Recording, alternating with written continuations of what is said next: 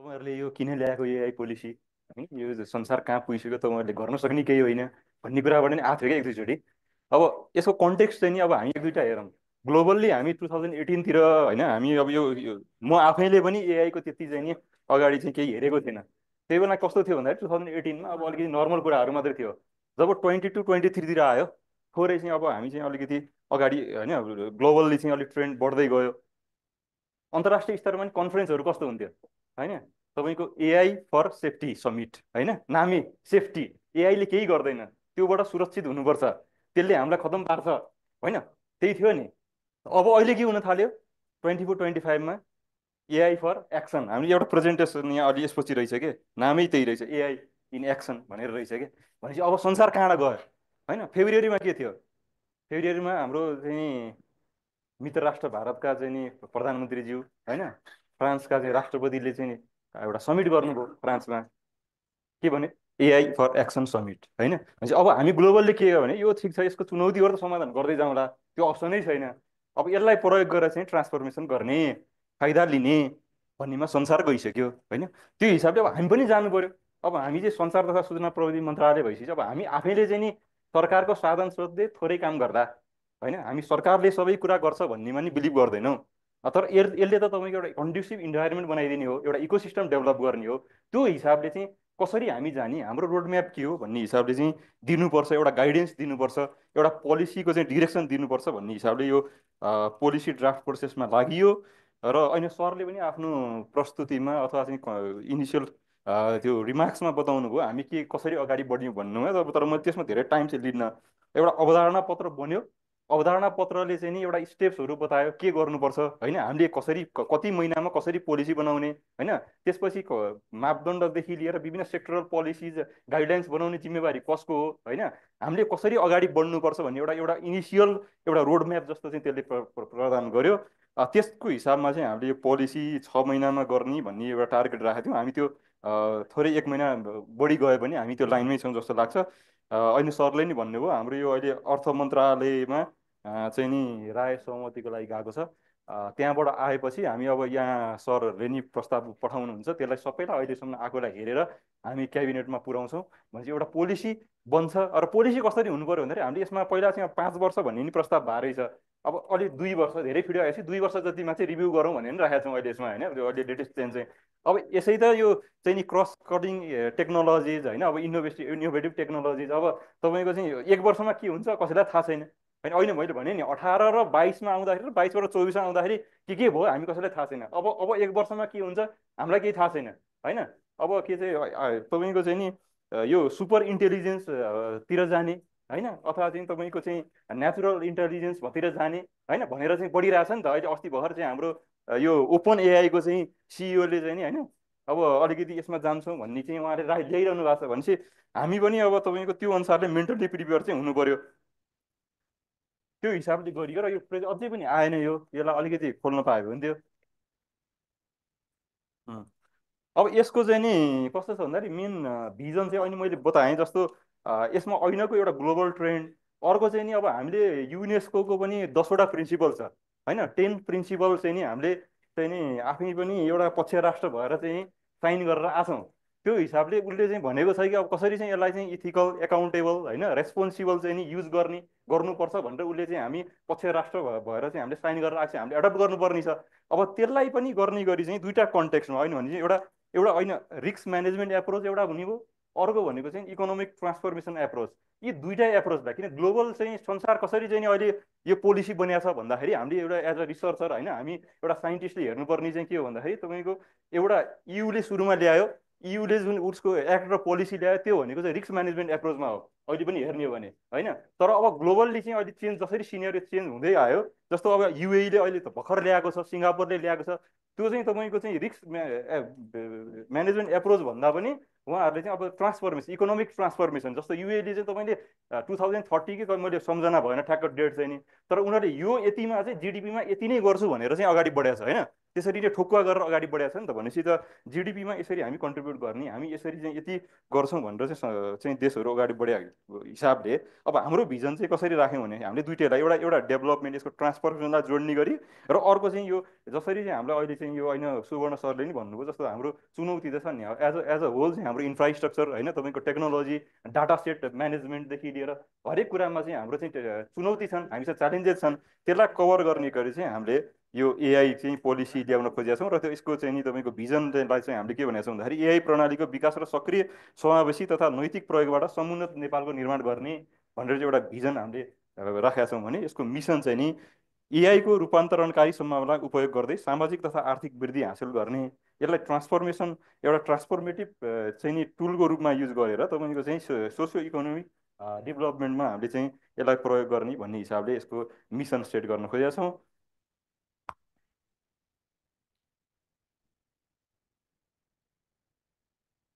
र चाहिँ गोलमा चाहिँ नि हामीले थोरै अलिकति यसलाई चाहिँ यो एआईको प्रयोग मार्फत चाहिँ हामी कसरी चाहिँ नि हाम्रो यो जिडिपीमा थोरै भए नि कन्ट्रिब्युसन गर्न कसरी सक्छौँ होइन, त्यसलाई चाहिँ जोडेर चाहिँ जिडिपीमा योगदान पुर्याउने भन्ने हिसाबले हामीले यसलाई गोल सेट गरेका छौँ भने अब ओभरअल चाहिँ हामीले यसको अब्जेक्टिभ यो अहिले मैले थोरै पनि ब्याकग्राउन्डमा त बताएँ तर यही नीतिले बोलेको चाहिँ चार पाँचवटा चाहिँ नि अब्जेक्टिभहरूमा चाहिँ पहिलो भनेको अब तपाईँको ओभरअल इकोसिस्टम बनाउनु नै यसको चाहिँ नि अब्जेक्टिभ हो होइन।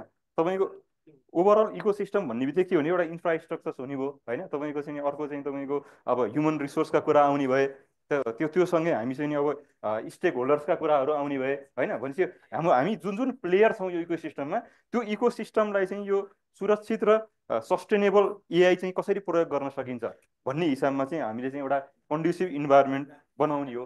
मैले ऐनाकै रिपिट गरेँ त्यो डिक्लेरेसनमा पनि के छ भन्दाखेरि तपाईँको यो अस्ति भर्खर यो जुन मैले ऐनाको भनेको थिएँ त्यो फ्रान्समा भएको होइन ग्लोबल एक्सन समिटले उसले पनि तपाईँ सस्टेनेबल चाहिँ नि एआई बनाउने भनेर चाहिँ डिक्लेरेसन निकालेको छ क्या होइन।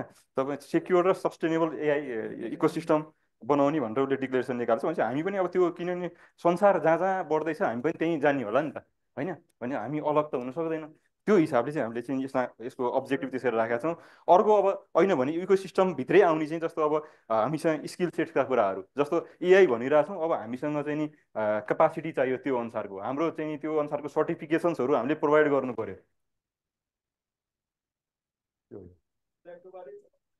यो यो नि नभइकन सिद्धेला जस्तो लाग्यो मलाई चाहिँ। ठिक छ यो हुन्छ यसरी म यहीँ हेरेर बताउँछु मैले। अब अर्को तपाईँको छ स्किल सेटको कुरो गर्दै थिएँ जस्तो चाहिँ हामीसँग त तपाईँको स्किल सेट चाहियो युनिभर्सिटीले त्यो अनुसारको सक्षम जनशक्ति निकाल्नु पर्यो होइन।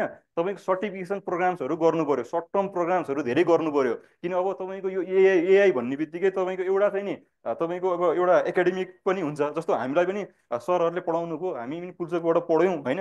हामीले चाहिँ तपाईँको जे पढाएको छ त्यही त गरेको छैनौँ नि, त्यो त एउटा कन्सेप्ट न एउटा एउटा एउटा सिकाएन हो होइन। भनेपछि त्यो गर्ने कुरा धेरै हुन्छ एउटा एकाडेमिक पार्ट भने एउटा भयो होइन तर पछाडि गर्ने भनेको अरू कुरा हो होइन। भनेपछि यो भिजेर चाहिँ काम गर्नलाई त अब त्यो अनुसारको चाहिँ नि कामहरू गर्नु पऱ्यो, त्यो सिक्नु पऱ्यो, त्यो अनुसारको चाहिँ मान्छेलाई चाहिँ त्यो अनुसारको चाहिँ स्किल सेट्सहरू डेभलप गर्नलाई सर्टिफिकेसन सर्ट टर्म्स प्रोग्रामहरूमा धेरै फोकस गर्नुपर्छ भनेर हामीले यो पछि रणनीतिहरूमा नै राखेका छौँ होइन। जस्तो यो सिटिभिटी लगायत अरू निकायले नि यस्तो सर्ट टर्म कोर्सहरू स्किल डेभलपमेन्ट कुराहरूमा चाहिँ फोकस गर्नुपर्छ भनेर रणनीतिमा राखिएको छ। अर्को तपाईँको चाहिँ नि अब सेक्टरल डेभलपमेन्ट होइन होइन होइन यहाँ रिमार्क्समा नै आएको थियो तपाईँको चाहिँ अब एआई भनेको त अब सबै सेक्टरले चाहिँ प्रयोग गर्ने किन एआई आफैमा के भन्दा पनि तपाईँको संसारभरि चाहिँ कसरी 75 चाहिँ नि पर्सेन्ट चाहिँ नि एप्लिकेसन्सहरू होइन सिस्टम्सले चाहिँ अब जानी नजानी एआई त प्रयोग गर्छ गर्छ किन एआई त कहीँ पनि अलग हुन सक्दैन होइन। त्यो इम्बेड भएर आउने चिज हो भनेपछि क्षेत्रगत विकास हामी कसरी गर्ने, कसरी सेक्टरल डेभलपमेन्ट गर्ने, कहाँ कहाँ प्रयोग गर्ने होइन, शिक्षा स्वास्थ्य होइन यातायातदेखि लिएर विभिन्न सेक्टरहरूमा हामीले कसरी प्रयोग गर्न सक्छौँ, पब्लिक सर्भिस डेलिभरीमा हामीले कसरी प्रयोग गर्न सक्छौँ, पब्लिक सेक्टर सर्भिस डेलिभरीमा चाहिँ नि एआई प्रयोग गर्ने भनेर हाम्रो अहिले 16औँ योजनामा पनि स्पष्ट लेखाएको छ होइन। त्यसलाई चाहिँ नि प्रयोग गरेर चाहिँ हाम्रो यो तपाईँको चालु खर्च चाहिँ घटाउने होइन भनेर चाहिँ 16औँ योजनाले भनेको छ भने चाहिँ हामी पब्लिक सर्भिस डेलिभरीमा सकेसम्म कति चाहिँ नि कसरी चाहिँ नि यो एआईलाई प्रयोग गरेर यसको क्वालिटी होइन त्यसको इफिसियन्सी चाहिँ इन्क्रिज गर्न सकिन्छ त्यसमा पनि राख्ने भन्ने हाम्रो उद्देश्य छ। र अर्को अब यस पछाडि चाहिँ नि मेन चाहिँ नि मैले समस्या चुनौती बताइनँ, हामी सबै अहिले उसमा नि आएको छ समस्या छन् चुनौती छन्। मुख्य चुनौती चाहिँ 3-4वटामा नै हो होइन सुवर्ण सरले भने जस्तै हामीसँग चाहिँ हाम्रो चाहिँ नि डाटा चाहिँ नि कसरी हामीले पहुँच पुऱ्याउने लिएर आउने, हामी डाटा कसरी हामी अर्कामा चाहिँ नि सेयरिङ गर्ने, हामी पहुँचमा पुऱ्याउने, त्यसलाई डाटालाई कसरी डाटा सेटहरू एप्रोप्रिएट निर्माण गर्ने होइन, त्यो त्यो चाहिँ नि एउटा हामीसँग च्यालेन्ज छ। पूर्वाधारको त अभियसली हुने नै भइहाल्यो, किनभने अब तपाईँको अलिकति कस्ट को लागतका कुराहरू आउँछन् होइन, हामीसँग चाहिँ यी विषयहरू छन्। अब स्किल सेट्स पनि गर्न नसक्ने होइन, तर टाइम टाइम लाग्छ, केही टाइम लाग्छ, किनभने आजको भोलि हुने कुराहरू होइन भनेपछि यसलाई प्रोपर प्लान चाहिन्छ। अब नीति बनिसकेपछि सबैले चाहिँ नि अब जस्तो शिक्षा मन्त्रालयले अथवा चाहिँ हरेक तहले हरेक निकायले चाहिँ आफ्नो आफ्नो प्लानमा चाहिँ त्यसलाई इम्बेड गर्न सक्नु पर्यो, त्यो पछि नै आउँछ। किनभने यो यो एउटा नीतिले मात्रै त हुँदैन, यो नीतिलाई चाहिँ यतिकै थन्काइदियो भने त तपाईँको केही पनि हुँदैन।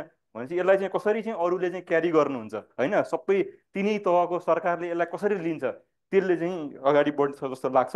अब नीतिको कुरा गर्दाखेरि धेरै कुरा ऐन उद्देश्यसँग इनलाइन भएर आउँछ। एउटा चाहिँ नि तपाईँको कानुनी र संस्थागत व्यवस्था गर्ने बाटो पहिलो चाहिँ पिलर छ होइन। भने चाहिँ ऐन भन्यो भने जस्तो हामी विदेशको जस्तो त हाम्रोमा हुन्न नि, किन हाम्रो त कस्तो भने तपाईँको कानुनमा नभइकन, अब नीतिमा नभइकन कानुन बनाउनु मिल्दैन होइन, कानुनमा नभइकन तपाईँको दण्ड सजाय हुँदैन, कानुनमा दण्ड सजाय नभएपछि कसैले पालना गर्दैन। भनेपछि हाम्रो त त्यो छ नि त होइन। भनेपछि हामी कानुन र तपाईँको मापदण्डहरू जस्तो हामी इथिकल चाहिँ नि रेस्पोन्सिबल एआई बनाउने भन्दैछौँ नि, भने त्यो गर्नलाई के छ, त्यो त केही न केही बेला तपाईँको नियमनका पाटाहरू त हुन्छन्। त्यसको लागि कानुन र संस्थागत व्यवस्थाको कुराहरू आउने हो। संस्थागत व्यवस्थामा सरले अहिले भन्नुभयो हाम्रो दुई दुई तिनवटा स्ट्रक्चर्सहरू चाहिँ अब यसमा अलिक किटानै गरेर बोलेका छौँ होइन। जस्तो एआई सेन्टर्स चाहिँ नि यो केन्द्रमा भएर एउटा चाहिँ एउटा कोलाबोरेसन गर्ने, सबैसँग एउटा बिचको फोकल इन्टिटीको रूपमा काम गर्ने हिसाबले चाहिँ यो एआई सेन्टर्सलाई हामीले बनाएको भने अरू चाहिँ नि अब अलिकति यो आरएनडी पार्ट चाहिँ नि होइन, यो पार्ट चाहिँ नि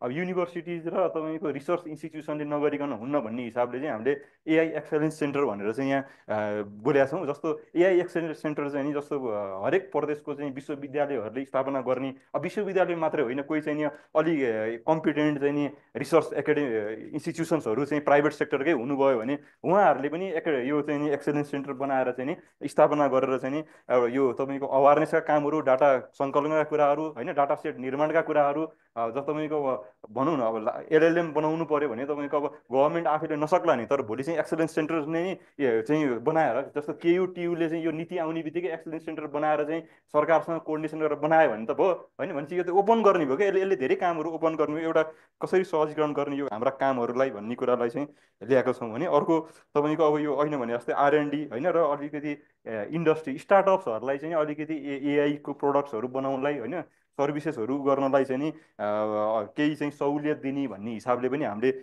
रणनीति कार्यनीतिमा राखेका छौँ। यो हजुरहरूले त्यो वेबसाइटमा नि छ, हेर्न सक्नुहुन्छ डिटेलमा। अलिकति स्टार्टअप्स फोकस भएर अलिकति आइटी इन्डस्ट्री, नेपाली आइटी इन्डस्ट्रिजहरूले बनाएको चाहिँ नि तपाईँको चाहिँ नि प्रोडक्ट्सहरूलाई चाहिँ अलिकति प्रायोरिटी दिनुपर्छ भन्ने चाहिँ नि मेसेज क्लियरली चाहिँ रणनीति कार्यनीतिमा दिइएको छ। अर्को भनेको तपाईँको चाहिँ नि ऐन पनि भने जस्तो पब्लिक सेक्टरको चाहिँ नि तपाईँको सर्भिस डेलिभरीलाई चाहिँ कसरी इन्हान्स गर्ने एआई प्रयोग गरेर होइन। तपाईँको चाहिँ नि अब एउटा हुनसक्छ क्रिमिनल आइडेन्टिफिकेसन हुनसक्छ होइन, ट्राफिक म्यानेजमेन्ट हुनसक्छ, डिजास्टर म्यानेजमेन्ट हुनसक्छ, धेरै छ नि एङ्गल होइन, डिमेन्सन्सहरू भने चाहिँ त्यसमा कसरी प्रयोग गर्न सकिन्छ त्यसलाई पनि थोरै बोलेको छ। अर्को सेक्टरल तपाईँको सेक्टरल रूपमा कसरी काम गर्ने त्यो एउटा नीतिले त्यो सम्बोधन गरेको भने। अर्को चाहिँ कोलाबोरेसन पार्ट त तपाईँको नेसनल लेभलमा इन्टरनेसनल लेभलमा गर्नै पर्यो होइन, त्यो पाटोलाई नि यसले चाहिँ नि सम्बोधन गरेको छ यो नीतिले। यसरी चाहिँ 12वटा पिलर्समा बसेर चाहिँ नीतिले चाहिँ नि बोलेको छ र 12वटा पिलर्समा चाहिँ नि तपाईँको 12वटा रणनीतिमा तपाईँको 80वटा कार्यनीतिहरू एक्सन प्लान्सहरू चाहिँ नि त्यो चाहिँ डिफाइन गरेको छ। र यसमा दुई चारवटा कुराहरू चाहिँ नि के छन् त भन्दाखेरि अनि मैले धेरै कुरा नि भने, कानुन मापदण्डका कुराहरू गरेँ। अलिकति यो एआई सेन्टरले चाहिँ अब अलिकति फर्स्ट कति चाँडो सकिन्छ, तर यो नेसनल एआई इन्डेक्स चाहिँ नि बनाउनुपर्छ यो एआई सेन्टर बनिसकेपछि, किनभने हाम्रो पोजिसन के हो होइन, हामी कहाँ छौँ भन्ने कुरा चाहिँ रियरली गर्ने होइन। हाम्रो साथी सरहरूबाटै आयो, हामीसँग यहाँ अहिले हुनुहुन्छ हाम्रो विकास सर, हामी छलफल गर्दाखेरि चाहिँ यो एआई चाहिँ इन्डेक्स बनाउनुपर्छ हामीले होइन। त्यो आएपछि हामी पोजिसन कहाँ छौँ, हामी कहाँ जाने हो थाहा हुन्छ, वर्षै पछि हामीलाई थाहा हुन्छ, प्रतिवेदनहरू निकाल्ने होइन, त्यो काम चाहिँ एआई सेन्टरले गर्नुपर्छ भन्ने हिसाबले त्यो राखिएको छ। अर्को अब तपाईँको अलिकति इन्फ्रास्ट्रक्चर्सको पार्टमा होइन कति सकिन्छ, तर चाहिँ अब यो विभिन्न वैदेशिक सहायताका कुराहरू नि हुन्छन्। होइन सरले भन्नुभयो कोरियनले चाहिँ नि एआई सेन्टर्सको लागि एप्रोच गरिरहेछ भन्ने कुरा आयो होइन। भनेपछि यस्ता चाहिँ कस्तो भने धेरै चाहिँ नि अब अहिले हामीलाई चाहिँ सहयोग गर्ने निकायहरू पनि छ। जस्तो एआई सेन्टर्स बनिसकेपछि उसले चाहिँ नि तपाईँको मल्टिनेसनल कम्पनी एजेन्सिजहरूसँग चाहिँ डिल गरेर चाहिँ नि ल्याउन सक्छ, किनभने त्यो आर्थिक सहायताको रूपमा नि आउन सक्छ। भनेपछि हामी आफैले चाहिँ नि ल्याउनुपर्छ भने सक्ने आफू गर्ने, नभए त्यो धेरै माध्यमहरू हुन सक्छन्। त्यो एउटा पार्ट भयो। तपाईँको जस्तो डाटाको अहिले भने डाटा सेटहरू निर्माण गर्ने होइन, डाटाहरूलाई कसरी चाहिँ क्वालिटी चाहिँ मेन्टेन गर्ने होइन, डाटाको एक्सचेन्जका कुराहरू अब तपाईँको नेसनलभित्र मात्रै नभएर अब क्रस बोर्डरका कुराहरू होइन, क्रस बोर्डर चाहिँ नि एक्सचेन्ज गर्दाखेरि चाहिँ नि कस्तो कस्तो गर्नुपर्छ, प्रोभिजन्स के हो, त्यसको चाहिँ मापदण्डहरू होइन त्यो चाहिँ सेट गर्नुपर्छ भनेर हामीले बोलेका छौँ होइन। यो पहिलाको उसमा थिएन, पछि पछि हामीले फेरि फिडब्याकको आइसक्यो, अहिले अहिले चाहिँ त्यो राखेका छौँ। अब त्यो अनुसारको जस्तो अब अर्को चाहिँ अर्को इम्पोर्टेन्ट पार्ट चाहिँ अब युनिभर्सिटिज होइन, युनिभर्सिटिजको करिकुलमहरूमा अब प्रोग्राम्सहरू, सर्ट टर्म प्रोग्राम्सहरू होइन, अथवा चाहिँ विद्यालय स्तरमै पनि थोरै एउटा च्याप्टर चाहिँ नि तपाईँको एआई सम्बन्धी राखिदियो भने होइन, बच्चैदेखि चाहिँ सबैलाई चाहिँ एउटा चाहिँ नलेज हुन्छ होइन। हामी 8 9 10वीं त्यो एउटा कुनै चाहिँ एउटा च्याप्टर करिकुलममा थप्यो भने होइन, ठुलो एउटा अलगै चाहिँ नि पढाउन नसक्यो भने यो चाहिँ नि गर्नुपर्छ भनेर यो कार्यनीतिले थोरै चाहिँ नि गाइड गरेको छ। अर्को मैले संरचनाको कुरो गरिसकेँ होइन।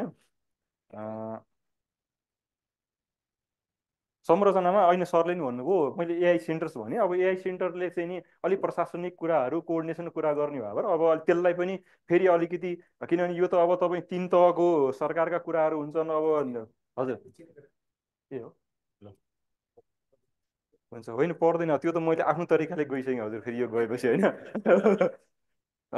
एआई तरिकाले गइसक्यो, त्यही भएपछि यो के भने परिषदले चाहिँ अब अलिकति तपाईँको चाहिँ नि हाम्रो मन्त्रीज्यूको अब मन्त्रीज्यूको चाहिँ नि अध्यक्षतामा संयुक्तमा विभिन्न चाहिँ तपाईँको युनिभर्सिटिज भयो होइन, प्राइभेट सेक्टर भयो होइन, अरू सबै चाहिँ नि अब अलिकति चाहिँ नि ब्युरोक्रेटिक स्ट्रक्चरहरू जस्तो हाम्रो मन्त्रालय शिक्षा मन्त्रालय होइन, विज्ञान प्रविधि मन्त्रालय पनि आवश्यक भयो। यी सबै संरचनालाई राखेर चाहिँ भोलि केही चाहिँ नीतिगत दिशानिर्देश दिनु पऱ्यो, डिरेक्सन दिनु पऱ्यो।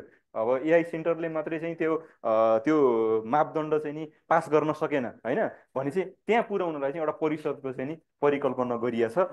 केन्द्रको मैले कामहरू अहिले फङ्सन्स भने होइन, र एक्सलेन्स सेन्टरको नि मैले अहिले बताएँ। जस्तो चाहिँ नि मेजर चाहिँ नि अब एक्सलेन्स सेन्टर चाहिँ नि अलिकति मेजर हुन्छ जस्तो मलाई लागेको छ, किनभने हामी चाहिँ नि किनभने युनिभर्सिटिजहरू जस्तो केयुटियुमा त अलरेडी केही पूर्वाधारहरू त छ नि, त्यो रिसर्च गर्ने विङ त छ नि त। भनेपछि हामी सरकारले चाहिँ अर्को आफ्नो तर्फबाट पोलिसी ल्याएर आफूले गर्न सक्ने गर्दै गर्ने, र मेन चाहिँ नि तपाईँको चाहिँ नि युनिभर्सिटिज र प्राइभेट सेक्टरलाई चाहिँ नि कोलाबोरेसन गरेर अगाडि बढ्यो भने अब 1 2 वर्षमा चाहिँ हामीले राम्रो काम गर्न सक्छ भन्ने हिसाबले यो एक्सलेन्स सेन्टरलाई चाहिँ अलिक कामहरू चाहिँ नि हामीले चाहिँ दिएका छौँ। जस्तो तपाईँको अनुसन्धान विकासलाई चाहिँ नि त्यहाँबाट चाहिँ नि मेजर उनीहरूले चाहिँ नि रिसर्च गर्ने, गभर्मेन्टलाई फिडब्याक दिने, केही फिडब्याक दिनु पऱ्यो भने गभर्मेन्टलाई चाहिँ नि एआई सेन्टर अथवा गभर्मेन्टलाई मिनिस्ट्रीलाई दिन सक्छ भनेर त्यसमा राखेका छौँ। भनेपछि भोलि पोलिसी लेभलको फिडब्याक पनि एआई एक्सलेन्स सेन्टरबाट आउने भयो होइन। त्यो हिसाबले चाहिँ यो नीतिले चाहिँ नि बोलेको छ। अब अन्त्यमा चाहिँ नि यो के रहेछ भने यो ओइसिडीले चाहिँ नि एउटा लिस्ट बनाएर रहेछ होइन, 69वटा देशले चाहिँ नि अहिले पोलिसी बनाछ भनेर चाहिँ नि लिस्ट गर्दो रहेछ। अब 1 2 महिनापछि 70 पुर्याउने हो कि भनेर हजुर हामी अगाडि बढिरहेछौँ। यो सबैको साथ भयो भने बनाउँछौँ जस्तो लाग्छ। हस्, बिदा भएँ, सफल गरौँ। थ्याङ्क यू है त। ल नारायणजी, thank you very much for your nice presentation. अब यसमा क्वेसन एन्सर सेसन चाहिँ एकैचोटि गरौँला होइन, किनभने हाम्रो मनिष सरले त्यसमा चाहिँ कोअर्डिनेसन गर्नुहुन्छ, डिस्कसन छ हाम्रो। यो ए लैजानु हो त्यस्तो गर्ने। ल केही क्वेसनहरू अलि हतार छ अरे, त्यस कारण केही तपाईँहरूको सुझाव सल्लाह अथवा केही छ भए यसो कुरा गरौँला होइन, पछि फेरि डिस्कसनमा हामी फेरि आउँला है। छ सर नमस्ते। सरलाई म एउटा सानो मेरो जस्ट क्युरियोसिटी, सर हाम्रो नेपाली ल्याङ्ग्वेजमा कति एम्फेसिस दिनुभएको छ सर? नेपाली ल्याङ्ग्वेजमा कति एम्फेसिस दिनुभएको छ? सबै लिडिङ कन्ट्रिजहरूले आफ्नो आफ्नो ल्याङ्ग्वेजको प्रायोरिटी दिएछ। ठुल्ठुलो अब यो प्रोजेक्ट भनेर यो प्रोजेक्ट त हुँदैन नेपाली ल्याङ्ग्वेज भनेर यो पोलिसीमै आउनुपर्ने जस्तो छ हजुर कतिको एम्फसाइज गर्नु होइन भएको? हामीले चाहिँ क्लियरली स्थानीय भाषालाई चाहिँ प्रायोरिटी गर्ने नेपाली भाषा नै हो त्यो भनेको होइन त्यो भने क्लियरली नीतिमा बोलेका छौँ त्यो हिसाबले चाहिँ नि हामीले प्रायोरिटी दिएकै हो किनभने हामीले स्थानीय भाषामा चाहिँ नि तपाईँको यी मोडल्सहरू बनाउनुपर्छ डाटा सेटहरू क्रिएट गर्नुपर्छ र स्थानीय भाषालाई प्रमोट गर्नुपर्छ भनेर लेखेका छौँ नीतिमा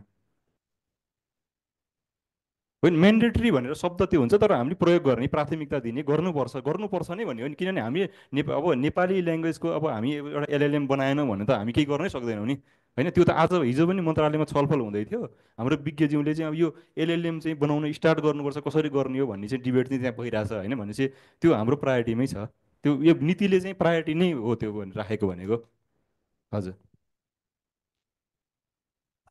कसैको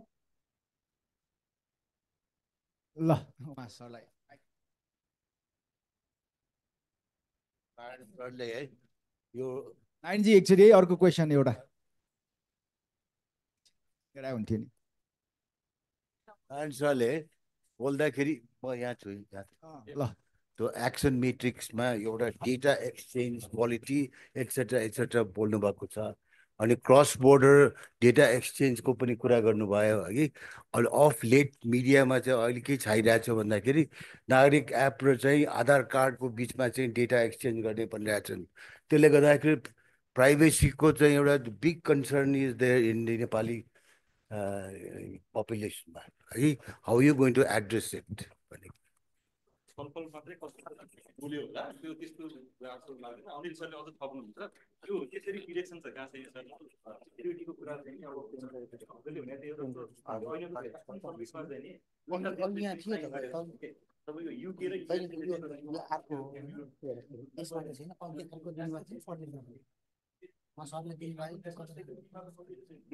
यो त मेरो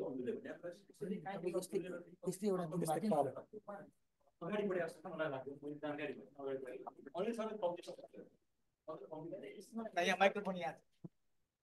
क्रस बोर्डरको कुरा गर्नुभयो नि अहिले पनि त्यो क्रस बोर्डर हामी ट्रान्जेक्सनहरू त गरिरहेछौँ नेपालको चाहिँ कनेक्ट आइपिएस र ई सेवा इन्डियाको इपिआईसँग चाहिँ कनेक्ट भइसकेको छ अहिले त्यहाँ डाटा पनि अब ट्रान्जेक्सन भइरहेको छ इन्डियनहरू आएर नेपालमा पेमेन्ट गर्ने अवस्था भइसकेको छ नेपालको ई सेवाले श्रीलङ्काको ई सेवासँग अब कोलेबोरेसन गरिरहेछ भनेपछि क्रस बोर्डरमा त हामी त गर्छौँ नि त्यहाँ त हेर्नै पर्छ भनेपछि कुन डाटा दिने कति लिमिटको दिने त्यो त हामी रेस्ट्रिक्सन त गर्न मिल्छ नि टेक्निकली त मजाले मिल्छ त्यही कुरालाई पोलिसीमा राखेर टेक्निकली चाहिँ हामीले इम्प्लिमेन्ट गर्ने कुरा हो मजाले मिल्छ त्यो हस्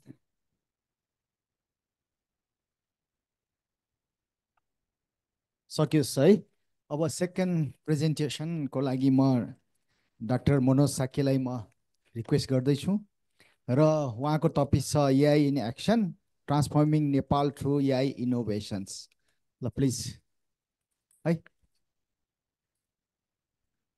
ल हस् हैन ल है त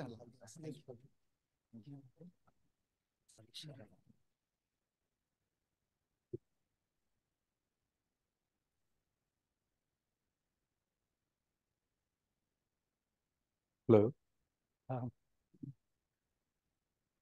हेलो सर सुरु गरौँ सरहरू म्याडमहरू सबैजनालाई नमस्कार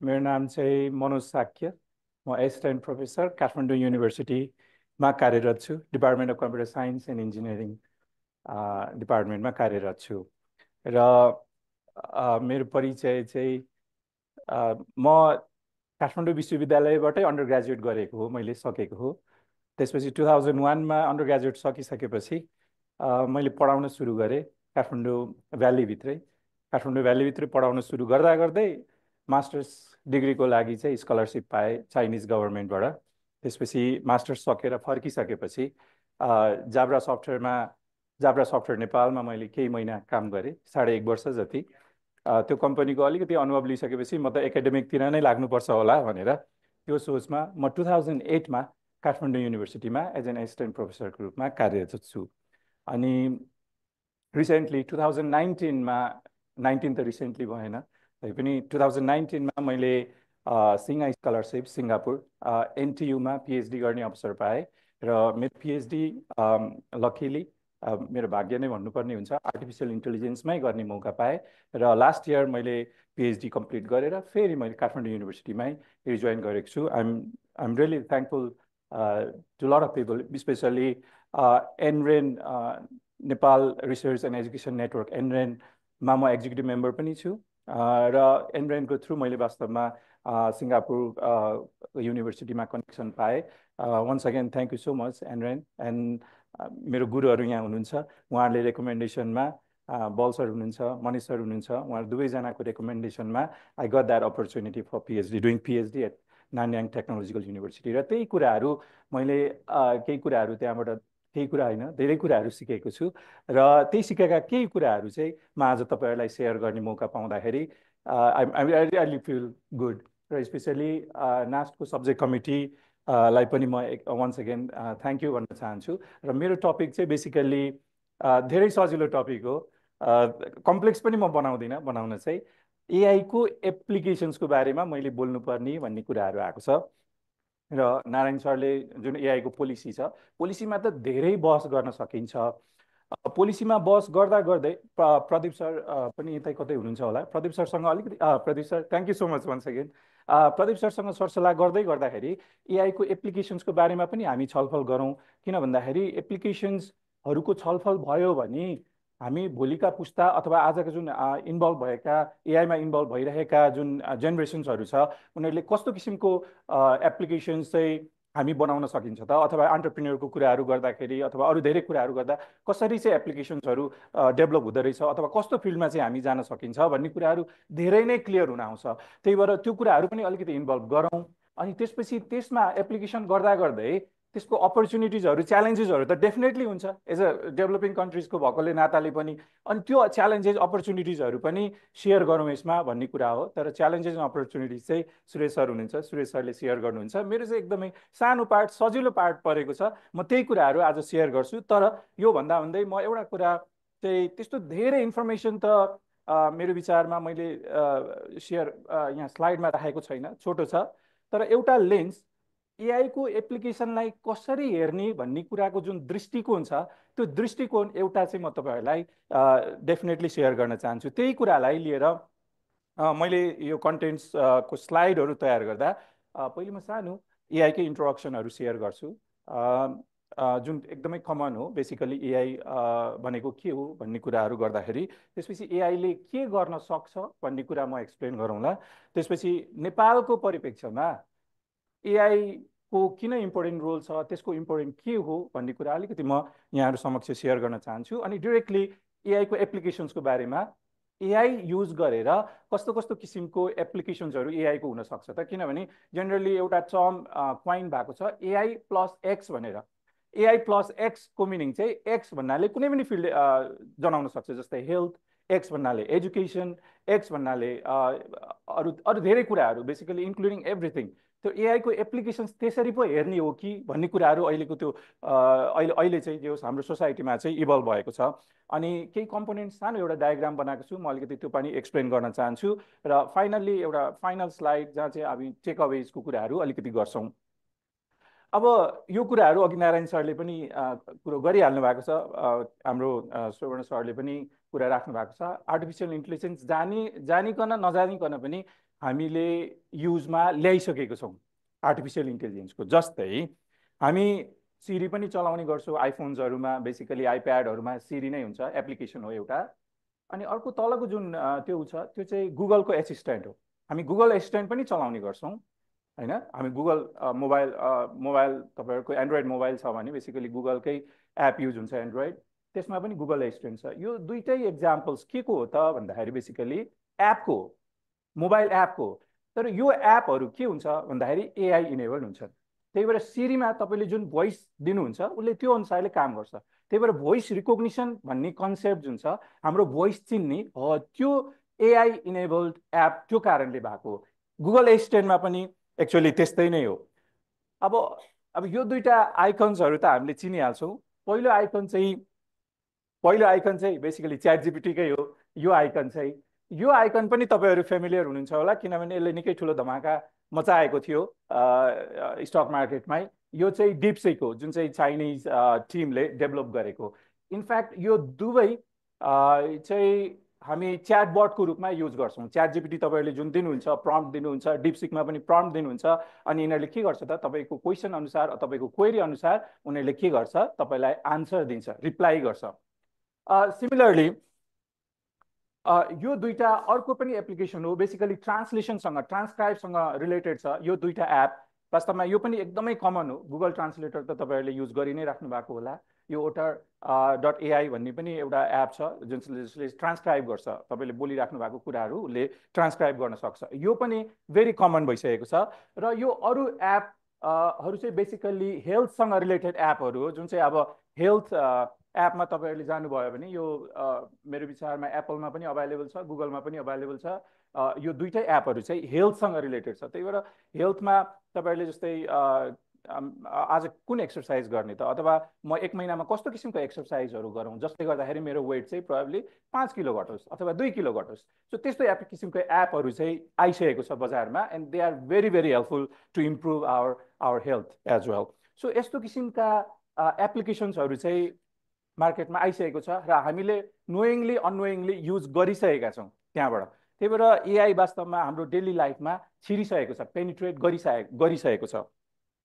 तर एआईलाई हेर्ने हो भने हामीले कुनै जमानामा एआई भनेर जब एकदमै हिट भएको थियो त्यो बेलामा यो अल्फा गो भन्ने एउटा एप्लिकेसन थियो। त्यो एप्लिकेसनले चाहिँ यो गो भन्ने गेम चाहिँ सुरु गरेको, गो भन्ने गेम चाहिँ खेल्थ्यो। अनि यहाँ कोरियन एकजना च्याम्पियन पनि छ। यो च्याम्पियनसँग खेल्दाखेरि अल्फागोले 5वटा गेम मध्ये 4वटा गेम चाहिँ अल्फागोले जितेको छ, अल्फागोले। सो त्यो केस भइसकेपछि यो केस भइसकेपछि ओहो एआईले त मान्छेहरूलाई, त्यो च्याम्पियनहरूलाई पनि जित्ने भइसक्यो। केमा त भन्दाखेरि गेममा, जहाँ चाहिँ स्ट्राटेजी लगाउनु पर्ने हुन्छ त्यस्तो गेममा पनि एआई त एकदमै हाइटमा पुगिसकेको रहेछ त, उनीहरूले त स्ट्राटेजी पनि लगाउन सक्दो रहेछ भन्ने कुराहरू चाहिँ रियलाइज भयो। अनि पछिल्लो समय डिप फेकको कन्सेप्टहरू पनि आयो। ओहो होइन, ओरिजिनल एउटा केही हुनसक्छ तर उसले चाहिँ के गरिदिन सक्छ त, त्यस्तै एक्ज्याक्टली सेम हामी ह्युमन बिइङको आँखामा चाहिँ आँखाले छुट्याउनै नसक्ने गरी त्यस्तो किसिमको भिडियोहरू पनि क्रिएट गर्न सक्छ। भिडियो मात्र होइन, इभन अडियो, तपाईँहरूको एक्ज्याक्ट अडियो आफूले जुन बोलेको छ त्यही भोइसमा अडियो समेत क्रिएट गर्न सक्छ। त्यस्तो पनि एआईले गर्न सक्ने भयो। ओहो यो त बहुत डेन्जर पो रहेछ त भन्ने कुरोहरू पनि लाग्यो। अघि पहिलेसम्म चाहिँ खासै त्यस्तो डेन्जर लागेको थिएन। तर जब डिप फेकको कुरा आयो, डिप फेकको कुरा आइसकेपछि ओहो एआई त चान्चु नै होइन रहेछ भन्ने रियलाइज पनि भयो हामी कतिजनालाई। त्यसपछि आएर 2018 2017मा यो जब च्याट जिपिटीले एकदमै ठुलो फड्को मार्यो, त्यसपछि मान्छेहरूले ओहो च्याट जिपिटी आइसकेपछि त अब त यसले ह्युमन बिइङ जस्तो पो काम गर्न थाल्यो। किन यो इम्पोर्टेन्ट छ भन्दाखेरि च्याट जिपिटी आएपछि किन यति बुम भयो त, एआई त बबालै रहेछ भन्ने किन फिल भयो भने कुनै बेलामा एलन ट्युरिङले के डिफाइन गरेको थियो भने कुनै मसिन कतिखेर आर्टिफिसियल इन्टेलिजेन्ट हुन्छ, आर्टिफिसियल नभने इन्टेलिजेन्ट हुन्छ भन्ने कुरा उसले ट्युरिङ टेस्ट भन्ने एउटा क्वेसन राखेर गरेको थियो। के त भन्दाखेरि यदि कुनै मसिनले एक्ज्याक्टली ह्युमन बिइङको आन्सर दिन्छ, ह्युमन बिइङले जसरी आन्सर दिन्छ, आन्सर दिँदाखेरि हामीले छुट्याउनै सक्दैनौँ कि एक्चुअली त्यो मसिनले दिइरहेको छ, हामीलाई लाग्छ कि त त्यो ह्युमनले नै दिइरहेको छ भने त्यो मसिन त्यो बेलामा के हुनसक्छ, आर्टिफिसियल इन्टेलिजेन्स इनेबल हुनसक्छ भनेर त्यसरी डिफाइन गरेको थियो। र च्याट जिपिटीले पनि एक्ज्याक्टली त्यही कुराहरू प्रुभ गरिरहेको छ। च्याट जिपिटीले आज हामीले धेरै कुराहरू सोध्छौँ होइन, धेरै क्वेसनहरू गर्छौँ, धेरै जानकारी लिन खोज्छौँ, धेरै डिसिजनका कुराहरू माग्न चाहन्छौँ, and chat GPT can enable that all those things. Similarly DeepSeek पनि त्यही नै हो। डिपसिक पनि च्याट जिपिटीकै भर्जन हो। डिपसिकको अर्को बेग्लै स्टोरी छ। बेसिकली किन चाहिँ डिपसिक त्यति हिट भयो त च्याट जिपिटी हुँदाहुँदै, र आज पनि मान्छेहरू डिपसिक कहिले च्याट जिपिटी भन्ने कुराहरू चाहिँ गरिरहेको हुन्छ। तर नेपालमा मलाई याद छ सोफिया आएको, सोफिया आइसकेपछि ओहो च्याट जिपिटीसँग त के अरे च्याट जिपिटी भन्न आएछ, आर्टिफिसियल इन्टेलिजेन्ससँग त वास्तवमा ह्युमन बिइङ जस्तै कुरा पनि गर्न मिल्दो रहेछ, क्वेसनहरू सोध्ने, उसले पनि क्वेसन सोध्ने, बा यो एआई भनेको त रोबोट नै हो कि भने जस्तो पनि लाग्यो हामी धेरैजनालाई। एआई भन्ने बित्तिकै रोबोट मात्रै सोच्ने, तर वास्तवमा एआई भन्ने बित्तिकै रोबोट मात्र होइन। च्याट जिपिटी आइसकेपछि ओहो यो त सिस्टम पनि रहेछ भन्ने कुरो बुझियो।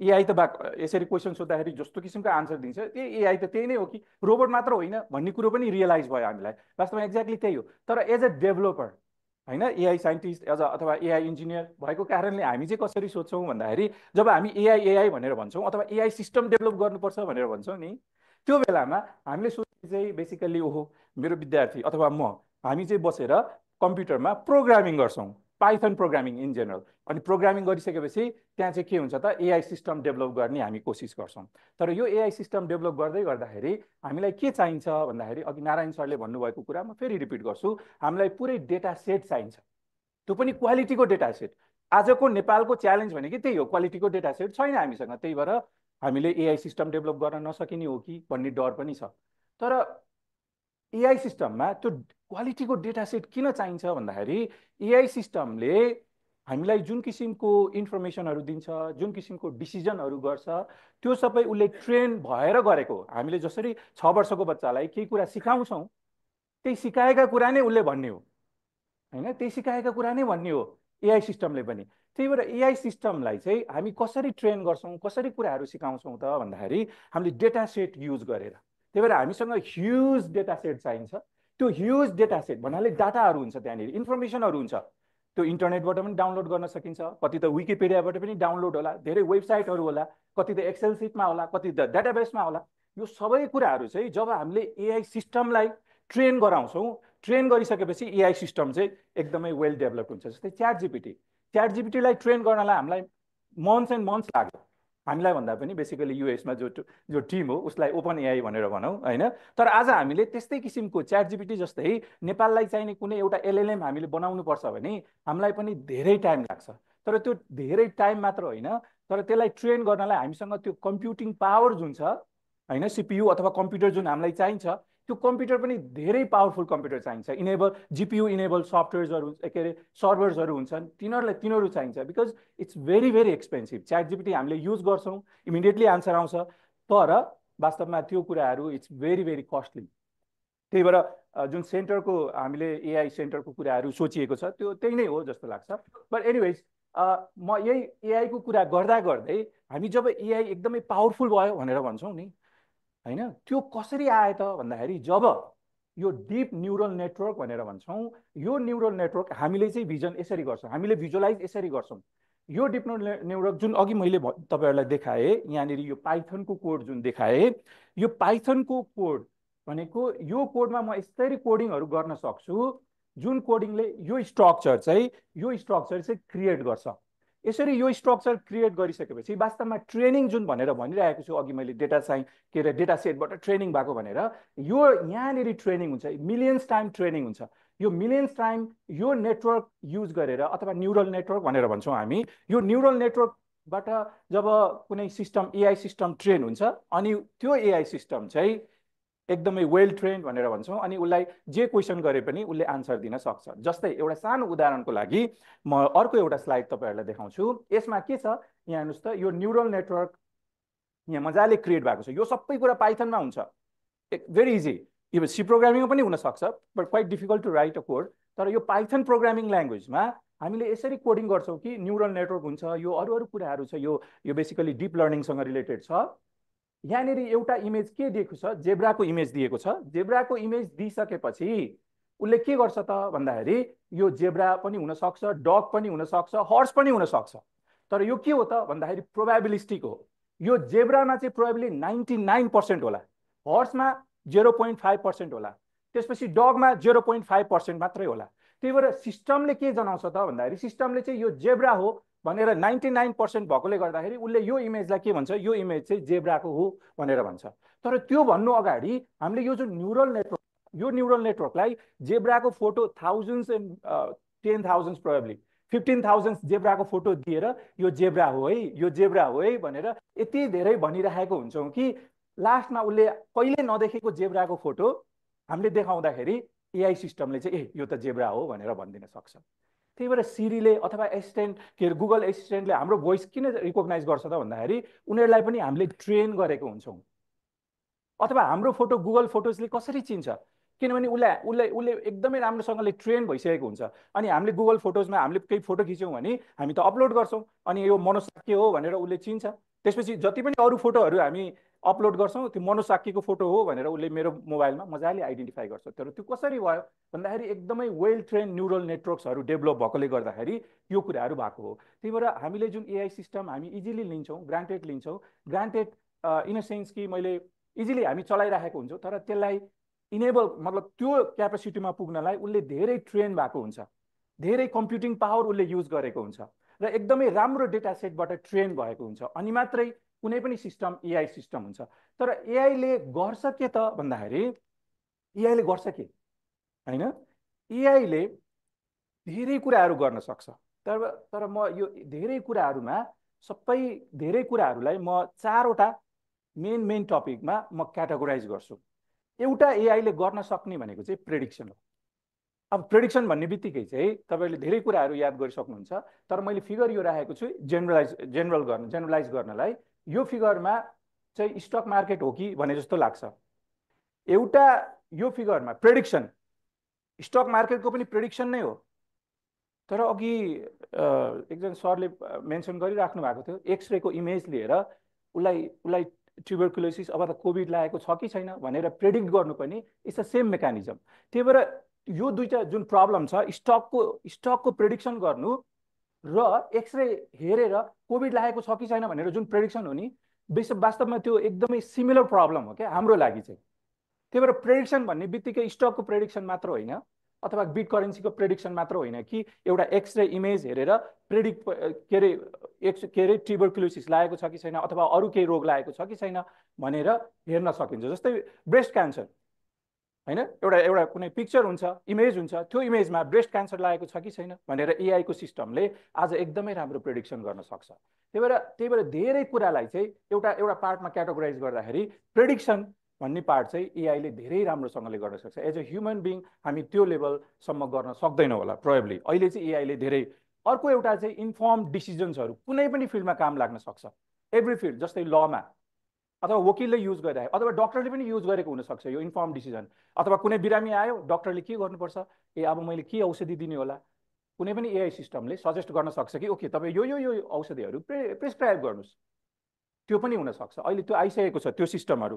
र मैले यो कुराहरू गर्दै गर्दा अर्को 1-2वटा कुरा पनि राख्न मन लाग्यो। अर्को एउटा चाहिँ अप्टिमाइज गर्ने कुरा। कुनै पनि इन्डस्ट्रीहरूमा जस्तै कुनै एउटा क्राइटेरिया मिट गर्नु छ, त्यो क्राइटेरिया मिट गर्नलाई मैले कसरी मिट गर्ने, के गर्ने त? जस्तै ह्युमन रिसोर्स मैले अप्टिमाइज गर्नु पर्यो, how do I do that? AI system is well trained to help you out on that matter. अथवा मसिन्सहरू धेरै किन्नु पर्ला, तर मलाई कुनै आउटपुट निकाल्नु छ, कतिवटा मसिन चाहिँ मैले राख्नुपर्छ त? किनभने मसिन्स त एक्सपेन्सिभ हुनसक्छ। अथवा ह्युमन बिङको ह्युमन रिसोर्सेसहरू अप्टिमाइज गर्नु पर्ला। भनेपछि मैले यो 1-2वटा इक्जाम्पल मात्र दिएको, तर एउटा पुरै यसलाई होल एउटा सेटमा गर्ने हो भने अप्टिमाइजेसन भनेर हामी भनिरहेको हुन्छौँ। सिमिलरली अर्को एउटा एआईले गर्न सक्ने भनेको भेरी पावरफुल चाहिँ के हो त भन्दाखेरि क्लस्टरिङ। हामी यसलाई क्लस्टरिङ भन्छौँ। जस्तै भाटबटिनीले केही कुरा क्लस्टरिङ कहाँ एप्लाई गर्न सक्छ त यो कन्सेप्टलाई भन्दाखेरि, भाटबटिनीले आफ्नो जुन कस्टमर्सहरू छ, कस्टमर्सहरूलाई राम्रोसँगले उसले क्लस्टरिङ गर्न सक्छ। रेगुलर कस्टमर्सहरू को हो, इरेगुलर कस्टमर्सहरू को हो, इरेगुलर कस्टमर्सलाई मैले के डिस्काउन्टहरू सर्भिसेसहरू दिँदाखेरि ऊ रेगुलर हुनसक्छ, अथवा भोलि गएर निस्किने कस्टमर्सहरू को हुनसक्छ त? यसरी क्लस्टरिङहरू चाहिँ एआईले राम्रोसँगले पर्फर्म गर्न सक्छ, प्रोभाइड गर्न सक्छ। हामी र एआई सिस्टममा यही कुराहरू फरक छ। एआई सिस्टम यही 4वटा कुराहरूमा एकदमै वेल पर्फर्म गर्छ, जहाँ चाहिँ हामी ह्युमन बिङ म्यानुअल्ली गर्ने हो भने हामी यस्तो कुराहरूमा विक छौँ। त्यही भएर एआई सिस्टम किन पावरफुल भएको हो त भन्दाखेरि यही कुराहरूलाई लिएर पावरफुल भएको हो। र एआई किन नेपालको लागि एकदमै इम्पोर्टेन्ट भएर आयो त? मैले अहिले अलिकति एप्लिकेसन्सका कुराहरू त गरेँ, तर एआई किन इम्पोर्टेन्ट भयो त भन्दाखेरि हामी एआईले गर्दाखेरि नेपालमा, एआईले त नभनौँ, जिडिपीको कुरा गर्दैछु म, एआईले नभनौँ, तर हामी आइसिटी भनौँ न, आइसिटीले कन्ट्रिब्युसन गरेको भनेको 1.4% हो जिडिपीमा, हाम्रो जिडिपीमा।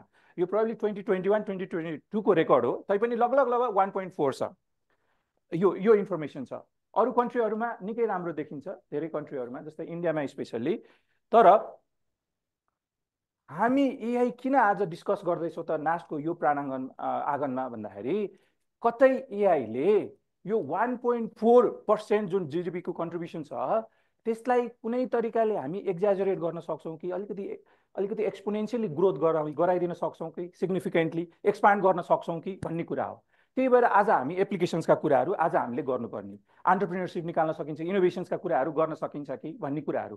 तर कसरी गर्न सकिन्छ यो म एक दुईवटा सेक्टर्स आइडेन्टिफाई गरेको छु जुन चाहिँ which are very very common नेपालमा। तपाईँहरूले कुनै पनि डकुमेन्टहरू हेर्नुभयो नेपालसँग, नेपाल गभर्मेन्टसँग रिलेटेड भने यस्तो किसिमका इन्फर्मेसनहरू पाइन्छ। मैले पनि त्यही थ्रु गरेँ, तर मैले सिग्निफिकेन्ट देखेका कुराहरू जुन बेला मैले पढेँ, जुन बेला अब यहाँ नेपालमा आएर हेरेँ, ग्लोबल स्टोरिजहरू सुने, त्यो कुरालाई मैले अलिकति क्याटेगोराइज गरेको छु, सेक्टर्सहरू आइडेन्टिफाई गरेको छु। But this is not sufficient, this is not enough.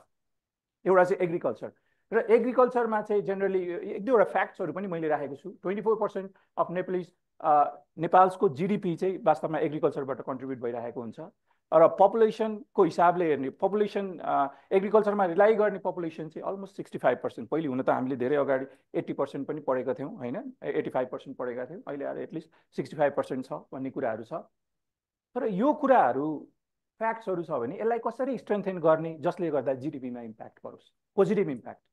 हामीले वेदर प्रेडिक्सनको मोडल्सहरू बढ्न सकिन्छ, किनभने बेसिकली हामीसँग राम्रो डाटा छ जस्तो लाग्छ वेदरसँग रिलेटेड चाहिँ। प्रेडिक्टिभ एनालिटिक्सका कुराहरू हामीले गर्न सक्छौँ, जस्तै प्रेडिक्सन दिने, अघि जुन मैले भने वाट एआई क्यान डु भन्ने कुरामा प्रेडिक्सन्सहरू गर्ने होइन। क्रप यिल्डको जुन अप्टिमाइज गर्नुपर्ने कुरा छ, कुन चाहिँ क्रप राख्दाखेरि चाहिँ राम्रो के अरे ग्रोथ हुनसक्छ, हार्भेस्ट गर्न धेरै हार्भेस्ट गर्न सकिन्छ त, त्यो कुराहरू पनि हामीले के गर्न सकिन्छ, डेभलप गर्न सकिन्छ। सिमिलरली प्लान्टमा लाग्ने जुन डिजिजहरू छ त्यसको फोटोहरू खिचेर प्रोबेबली त्यो इमेजेसहरू आइडेन्टिफाई गर्न सकिन्छ। सो हाम्रो लागि के हुने त, as a user, as a farmer त धेरै नै राम्रो हुने, किनभने उनीहरूसँग त डिजिजको बारेमा आइडिया नहुन सक्छ। तर एउटा एप हामीले डेभलप गऱ्यौँ जहाँ चाहिँ डिजिज प्रेडिक्सन्सहरू गर्न सक्छ भने त it will be very helpful to them. र प्रेसिजन फार्मिङ अथवा स्मार्ट इरिगेसन्स, मैले यो दुईवटा वर्डलाई एउटैसँगै राखेँ, यो कुराहरू पनि गर्न सकिन्छ। जस्तै हामीले एउटा सोइलमा चाहिँ के राख्न सकिन्छ अथवा के गर्न सकिन्छ ताकि एउटा प्लान्ट चाहिँ सर्टेन टाइम पिरियडमा चाहिँ राम्रो यसले ग्रोथ गरोस् होइन, त्यहाँबाट हार्भेस्टिङ गर्न सकोस्। यस्तो किसिमको इनोभेसन्सहरू चाहिँ हामीले ल्याउनु पर्ने हुन्छ। किन भन्दाखेरि बेसिकली यस्ता किसिमका कुराहरू इन्टरनेसनल कन्ट्रिजहरूमा चाहिँ एकदमै युजमा आइसकेका कुराहरू हुन्। त्यस्तै अर्को एउटा सेक्टर मैले हेल्थका कुरा गरेँ। हेल्थमा आजको दिनमा पनि, आज त सायद 1 भयो होला, 1:1000 छ क्यार नेपाल WHO को रिपोर्ट अनुसार आजको दिनमा पनि नेपालमा डक्टर्सहरू इनफ छैन, नो डाउट त्यसमा। तर के गर्न सकिन्छ त यस्ता कुराहरू, यो त मैले एउटा फ्याक्ट मात्रै राखेको हो। तर के गर्न सकिन्छ त भन्दाखेरि डायग्नोस्टिक टुल्सहरू, जुन अघि नै मैले एक्सरे इमेज लिएपछि जुन डायग्नोस गर्ने एउटा प्रेडिक्सन गर्ने कन्सेप्टहरू राखेँ, यो सबै धेरै कुराहरू त प्रेडिक्सनसँगै रिलेटेड छ। अर्ली डिजिज डिटेक्सन भनेर भनिन्छ, यो पनि वास्तवमा प्रेडिक्सनकै एक्जाम्पल हो। जुन यो डिजिज आउटब्रेक हुने पोसिबिलिटीहरू छ, यो पनि सबै प्रेडिक्सनकै एक्जाम्पल हो। तर यो गर्नलाई it is not that easy. हामीसँग के हुनुपर्छ भन्दाखेरि एउटा राम्रो डेटा सेटहरू चाहिँ एकदमै वेल डेभलप डेटा सेटहरू हुनुपर्छ, क्वालिटीको डेटा सेटहरू, अनि मात्रै हामीले यस्ता किसिमका कुराहरू चाहिँ हामीले हेल्थ सेक्टरमा चाहिँ गर्न सकिन्छ। हामी पछि फेरि डिस्कसन सेक्सनमा म तपाईँहरूको क्वेसनहरू लिने नै छु। अर्को एउटा सेक्टर भनेको एजुकेसन, जहाँ चाहिँ हामीले धेरै युज गरिसकेको छौँ। विद्यार्थीहरूले के अरे यो कुनै अब इङ्ग्लिसहरूमा बेसिकली अथवा अरू कुराहरूमा पनि चिटिङ गर्यो, च्याट जिपिटी युज गर्यो, चिटिङ गर्यो भनेर टिचर्सहरूबाट धेरै कम्प्लेन आउन थालिसकेको छ। तर च्याट जिपिटी त्यो भन्दैमा च्याट जिपिटीलाई स्टप गर्ने भन्ने त पक्कै हुँदैन होला। त्यसलाई कसरी मोनिटरिङ गर्ने, कसरी मेन्टेन गर्ने भन्ने कुराहरू चाहिँ डेफिनेटली गर्नुपर्ने हुन्छ। लिट्रेसी रेट आजको दिनमा पनि एकदमै लो छ नेपालमा। 70% हेर्दाखेरि त हुन त राम्रै हो, त्यस्तो नराम्रो पनि भन्दिनँ म। तर यो कुराहरू कतै इम्प्रुभ गर्न सकिन्छ कि। र मोस्टली अर्को एउटा च्यालेन्ज भनेको नेपालले देखेको ड्रप आउट रेट हो। एसएलसी सिद्धिन पाएको छैन, कति विद्यार्थी 11-12 नै इन्ट्री गर्दैन, 12 सिद्धिन पाएको छैन, उनीहरू युनिभर्सिटीमै जाँदैन, कलेजहरूमै जाँदैन। त्यही भएर यो प्रब्लमहरूलाई प्रोबेबली एड्रेस गर्ने कुनै सोल्युसन्सहरू आउन सक्छ कि होइन, किनभने उसलाई कस्तो च्यालेन्ज भएको छ त, ड्रप आउट प्रेडिक्सन्सहरू गर्न सकिन्छ। हामीसँग डाटा हुन्छ, डाटा युज गर्छौँ, यो विद्यार्थी ड्रप आउट हुन सक्छ है आफ्टर 10, यस्ता किसिमका प्रेडिक्सन्सहरू गर्न पायो भने हामीले अगाडि नै के गर्न सकिन्छ, त्यो कुरालाई एड्रेस गर्न सकिन्छ। त्यही भएर personalize learning system, chatbots as a tutor, auto grading system, language translator टुल्सहरू, यस्तो किसिमका टुल्सहरू चाहिँ हामी के गर्न सक्छौँ त, एज अ एआई डेभलपर चाहिँ हामीले एआई सिस्टम्सहरू चाहिँ डेभलप गर्न सकिन्छ। सिमिलरली डिजास्टर म्यानेजमेन्ट पनि एउटा अर्को फिल्ड हो जहाँ चाहिँ नेपालले धेरै राम्रो काम गर्नुपर्ने भएको छ। जस्तै अर्थक्वेकको प्रेडिक्सन्सहरू गर्न सकिन्छ, किनभने नेपालको ऱ्याङ्किङ तपाईँले यो ग्लोबल रिस्कमा हेर्नुभयो भने अर्थक्वेकको 11th पोजिसनमा छ नेपालको। मनाले अर्थक्वेक फ्रिक्वेन्टली आइराख्ने जोन पर्छ नेपाल। तर त्यसको लागि भनेर कुनै डिजास्टर प्रेडिक्सन मोडल्सहरू पो क्रिएट गर्न सकिन्छ कि रेस्पोन्स सिस्टम्सहरू इम्प्रुभ गर्नलाई कस्तो किसिमको चाहिँ एआई सिस्टम्सहरू डेभलप गर्ने त्यता पनि हाम्रो एआईको एप्लिकेसन्सहरू हामीले सोच्नुपर्ने भएको छ। अर्ली वार्निङ सिस्टम्सहरू अर्थक्वेकसँग रिलेटेड मात्रै होइन, फ्लडिङसँग रिलेटेड कामहरू पनि नेपालले धेरै गर्नुपर्ने भएको हुनसक्छ। त्यही भएर यस्ता किसिमका हामीले बेसिकली अब म त काठमाडौँ युनिभर्सिटीबाट भएँ, त्यही भएर काठमाडौँ युनिभर्सिटी इभन पुल्चोकमा पनि अथवा अरू कलेजेसहरूमा पनि मैले देखिरहेको के हो त भन्दाखेरि यस्तै किसिमका प्रोजेक्टहरू चाहिँ हामीले गरिरहेको हुन्छ। हुन त त्यो कुरालाई प्रोडक्सनमा लानलाई अर्को च्यालेन्ज होला, प्रोडक्सनमा लानलाई नै चाहिँ होइन, तर हाम्रो विद्यार्थीले यदि यस्ता किसिमको प्रोजेक्टहरू गरे भने एटलिस्ट उनीहरूलाई आइडिया हुन्छ कसरी सुरु गर्ने भनेर। किनभने एआईको जुन एक्सर्साइज गर्ने तरिका हो र पहिलेको जुन हाम्रो तरिका हो अलिकति फरक पर्छ, धेरै कन्सेप्टहरू बुझ्नुपर्ने हुन्छ एआईको सिस्टममा। त्यही भएर यस्तो कुराहरू चाहिँ अर्को एउटा इम्पोर्टेन्ट सेक्टर टुरिज्म पनि हो जस्तो लाग्छ। टुरिज्ममा चाहिँ बेसिकली नेपालको जिडिपीमा 7%ले कन्ट्रिब्युट गरिरहेको हुन्छ टुरिज्म। 80 बिलियन रुपिस चाहिँ 2023मा अर्न भएको थियो टुरिज्म नेपालमा। त्यही भएर टुरिज्म सेक्टरलाई हामीले अभोइड गर्न चाहिँ सकिँदैन, कुनै पनि हालतमा सकिँदैन। त्यही भएर कस्तो किसिमको एआई सिस्टम्सहरू चाहिँ बेसिकली यो टुरिज्म ह्यान्डल गर्नलाई डेभलप गर्न सकिन्छ त? टुरिस्टहरूको लागि च्याटबट्स बनाउने, च्याटबट्समा टुरिस्टहरूले कम्युनिकेट गर्छ, कुरा गर्छ, उसले आफ्नो पर्सनलाइज इटिनरीहरू चाहिँ उसले डेभलप गर्न सक्छ, अथवा स्मार्ट एप्सहरू हामीले डेभलप गर्न सक्छौँ जुन मार्फत चाहिँ उसले आफू कहाँ जाने हो अथवा कुन ठाउँ राम्रो छ भनेर ऊ आफैले चाहिँ के गर्न सक्छ त, सर्च गर्न सकोस्, ऊ आफैले डिसाइड गर्न सकोस्। अनि प्रेडिक्टिभ एनालिटिक मोडल्सहरू चाहिँ डिफ्रेन्ट पर्पजको लागि त्यो प्रेडिक्टिभ एनालिटिक मोडल्सहरू चाहिँ हामीले डेभलप गर्न सक्छौँ। जुन मैले अघि नै भने वाट एआई क्यान डु भनेर 4वटामा, त्यसमा चाहिँ प्रेडिक्सनको पार्टहरू पनि धेरै छ र टुरिज्ममा पनि त्यस्तो किसिमको प्रेडिक्सन। जस्तै नेपाल सरकारलाई डेफिनेटली चाहिन्छ कि 2026मा कतिजना टुरिस्टहरू आउँदैछ त हाम्रो नेपालमा, अथवा प्रेस्क्रिप्टिभ मोडलहरू पनि हामीलाई चाहिन सक्छ। प्रेस्क्रिप्टिभ मोडल भन्नाले के हो त भन्दाखेरि 20 लाखको हाराहारीमा नेपाल सरकारले एक्सपेक्ट गरेको थियो कुनै बेला टुरिज्म आउँछ, टुरिस्टहरू आउँछ भनेर। तर त्यो गर्नलाई के गर्ने त, what are the things we need to do भन्ने कुरा पनि एआईको सिस्टमबाट हामीले सजेसन्सहरू लिन सक्छौँ। त्यसलाई हामी प्रेस्क्रिप्टिभ मोडल भनेर भन्न सक्छौँ होइन। त्यो किसिमका कुराहरू चाहिँ हामीले गर्न सकिन्छ। तर यो यति मात्रै सेक्टर्स चाहिँ डेफिनेटली होइन, धेरै सेक्टर्सहरू छ। र यो कुरा चाहिँ मैले कहाँ पनि फेला पारेको छु। यो इमेज चाहिँ मैले डिजिटल नेपाल फ्रेमवर्कको डकुमेन्टबाट लिएको इमेज हो यो, र यसले 8वटा सेक्टर्सहरूलाई एकदमै राम्रोसँगले डायमन्ड समथिङ के भनेर छ यसमा यो कुराहरू चाहिँ एक्सप्लेन गरेको छ। र धेरै कुराहरू, धेरै सेक्टर्सहरू त यहाँ पनि आएको छ। र यदि एआईको पोलिसी को बेलामा हामीले डिजिटल नेपाल फ्रेमवर्क पनि हामीले कन्सिडर गर्न सक्छौँ भन्ने कुरा हो मैले यो देखेको। तर यो डिजिटल नेपाल फ्रेमवर्कको यो एउटा पेजमा चाहिँ यहाँ धेरै कामहरू गर्न सकिन्छ। जस्तै कृषिमा अथवा अरू ऊर्जामा, एनर्जीमा पनि डेफिनेटली एप्लिकेसन्सहरू गर्न सकिन्छ, बनाउन सकिन्छ यस्ता कुराहरू। तर यो जुन टेक्स्ट छ त्यो टेक्स्टमा आर्टिफिसियल इन्टेलिजेन्सको नाम चाहिँ मैले देखिनँ, त्यो वर्ड चाहिँ मैले यहाँ आएको छैन। यो अलिकति पुरानो भयो जस्तो लाग्यो, रिभिजन गर्नुपर्ने हो जस्तो लाग्यो मलाई। तर त्यही यो कुराहरू हेर्दै गर्दाखेरि मैले अलिकति बुझेको कुरा चाहिँ के हो त भन्दाखेरि डिजिटल नेपाल फ्रेमवर्कले एउटा राम्रो फ्रेमवर्क चाहिँ दिन्छ, द्याट्स फर स्योर। हामीले गयौँ भने 56 पेजको फ्रेमवर्क छ। त्यसमा नेपालले कस्तो फिल्डमा चाहिँ कस्तो फिल्डमा काम गर्न सक्छ, आइटीले कन्ट्रिब्युसन गर्न सक्छ भनेर धेरै राम्रो कुराहरू गरेको छ। आइटी पोलिसी छ हामीसँग, आइटी पोलिसी पनि छ, साइबर सेक्युरिटीको पोलिसी पनि डेभलप भइसकेको छ। तर एआईको पोलिसी ड्राफ्ट मात्र बनेको छ। अब त्यो कुरालाई फर्दर अगाडि लाने सायद नेपाल सरकारको छ होला। तर एउटा स्ट्रङ पोइन्ट कहाँनिर मिसिङ छ त जस्तो लाग्छ भने मलाई चाहिँ यो डाटा प्राइभेसीमा चाहिँ मिसिङ छ। डाटा प्राइभेसीको कुरा आज नेपाल सरकारले आज पनि गर्दैन, अथवा गर्दैन इन अ सेन्स कि त्यो प्रायोरिटीमा परेको छ कि छैन त मलाई थाहा छैन। तर आज पनि हामी जुन यो डोमेनमा हामी देख्दैनौँ डाटालाई कसरी प्राइभेसी दिने, कसरी सेक्योर गर्ने, त्यो कुराहरू जस्तै जिडिपिआरका कुराहरू पनि नेपाल सरकारले अहिलेसम्म गरेको छैन। जुन कुरा यदि एआई सिस्टम डेभलप गर्ने हो भने, एआईको पोलिसी बनाउने हो अथवा एआई फ्रेमवर्क सेन्टर्सहरू बनाउने हो भने यो डेटा प्राइभेसीलाई पनि एकदमै राम्रो कम्पोनेन्टको रूपमा राख्नुपर्ने हुन्छ। विदाउट दिस वान मलाई लाग्दैन एआई सिस्टम्सहरू हामीले डेभलप गर्दैमा केही हुन्छ जस्तो चाहिँ मलाई लाग्दैन। त्यही भएर यो डेटाको कुराहरूलाई लिएर चाहिँ एकदमै राम्रो डिल गर्नुपर्ने हुन्छ जस्तो लाग्छ।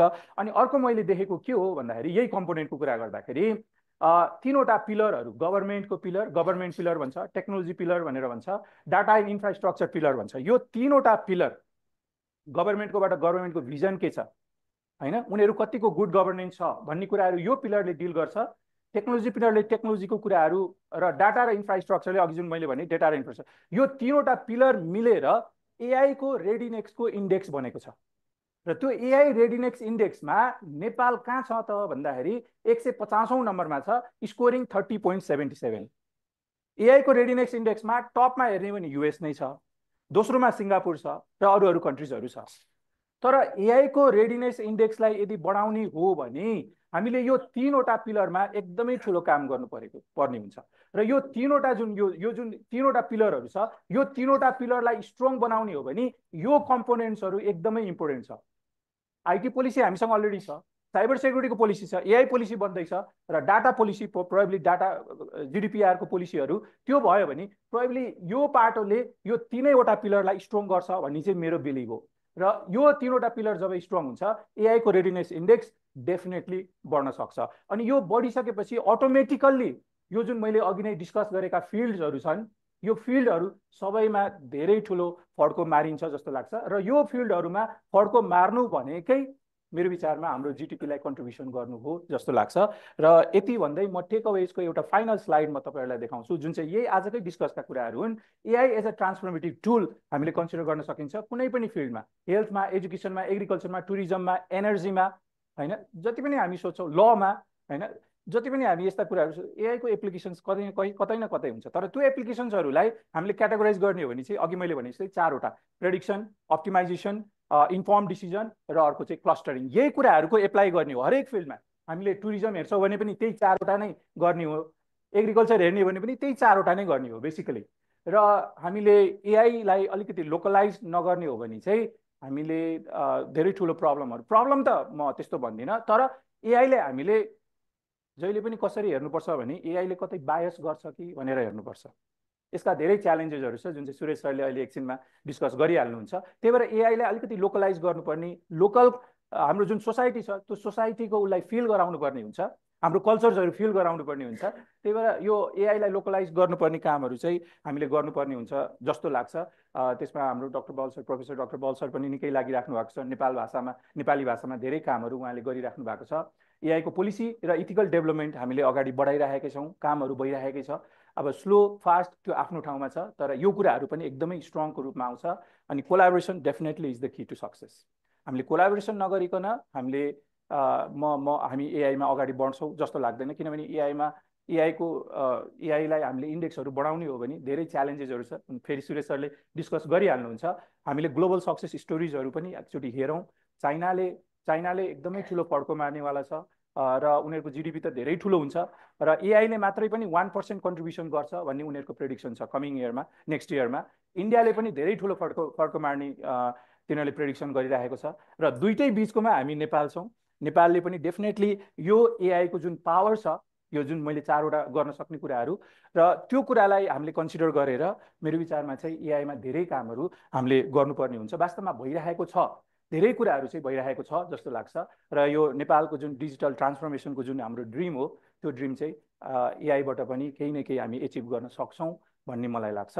यति भन्दै म मेरो प्रेजेन्टेसन यहीँ कम्प्लिट गर्छु। Thank you so much. Thank you very much है हाम्रो डाक्टर मनोज ज्यू। ल अब हाम्रो अन्तिम प्रेजेन्टेसन बाँकी छ र त्यसको लागि म डाक्टर सुरेश मान्दरज्यूलाई म रिक्वेस्ट गर्छु र उहाँको परिचय आफै गर्नुहुन्छ र उहाँले चाहिँ प्रेजेन्टेसनहरू गर्नुहुन्छ। त्यसपछि हाम्रो डिस्कसन सुरु हुन्छ र डिस्कसनको कोअर्डिनेसन चाहिँ प्रोफेसर डाक्टर मनिष पोखरेल सरले गर्नुहुन्छ है त। Thank you.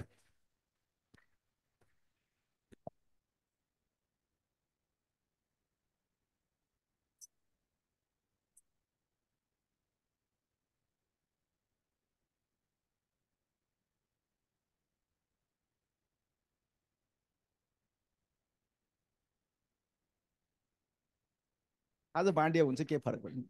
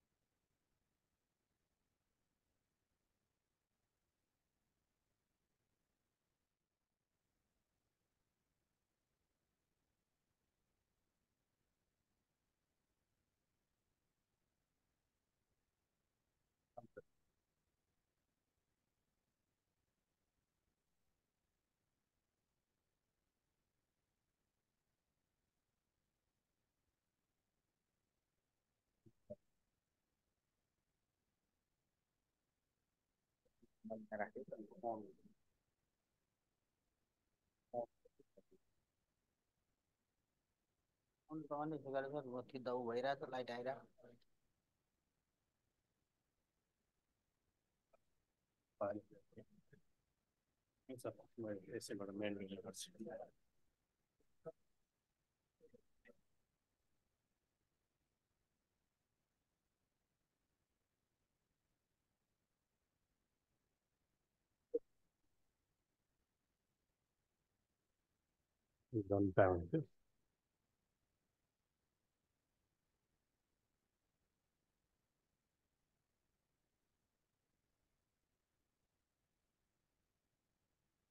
Hello. Good afternoon. Namaskar सबैजनालाई. Hi. So मेरो नाम चाहिँ सुरेश मानन्दर हो. र अलिकति मेरो इन्ट्रोडक्सन दिन्छु.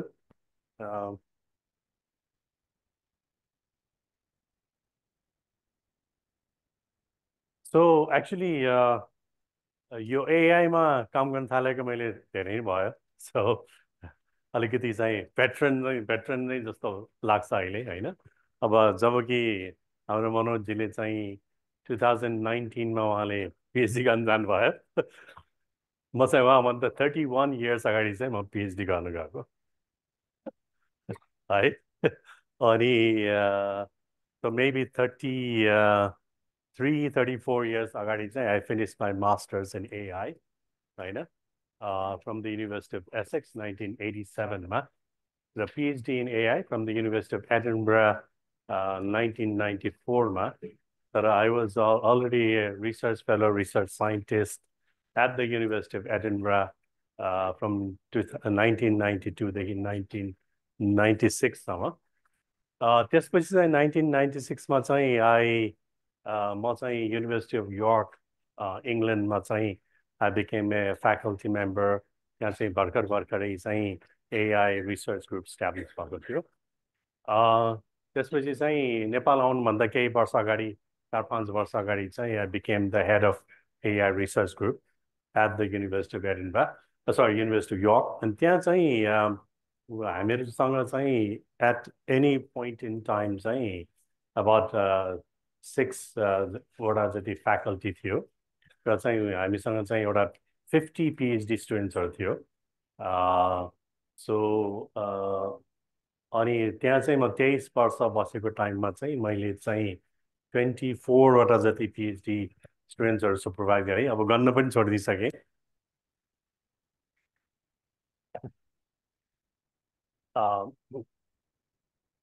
मेरो चाहिँ रिसर्च चाहिँ प्राइमरी नेचुरल ल्याङ्ग्वेज प्रोसेसिङमै नै हो सुरुमा, र पछि गएर चाहिँ कम्प्युटर भिजन र मल्टिमोडल लर्निङमा मेरो रिसर्च थियो. र मेरो स्टुडेन्ट्सहरू चाहिँ अहिले चाहिँ गुगल सिनियर रिसर्च साइन्टिस्टहरू छन्, गुगलमा, मेटामा, अरू इभन माइक्रोसफ्टमा एक्सेट्रा. सो तर चाहिँ म 1985 मा युकेमा एआई गर्न जाँदाखेरि चाहिँ नेपालमा मेरो साथीहरूले यो के विषय पढ्नु भएको, तिमी त मान्छे पागलै रहेछ भन्थ्यो हैन. सो यो कामै नलाग्ने विषय तिमीहरूले पढ्नु गएको भन्थ्यो. इभन अहिलेको 15 वर्ष अगाडिसम्म पनि त्यही नै भन्थ्यो, यो एआई भनेको के हो हैन, किन पढ्नु गएको, यो कहिले पनि काम नलाग्ने सब्जेक्ट किन हैन.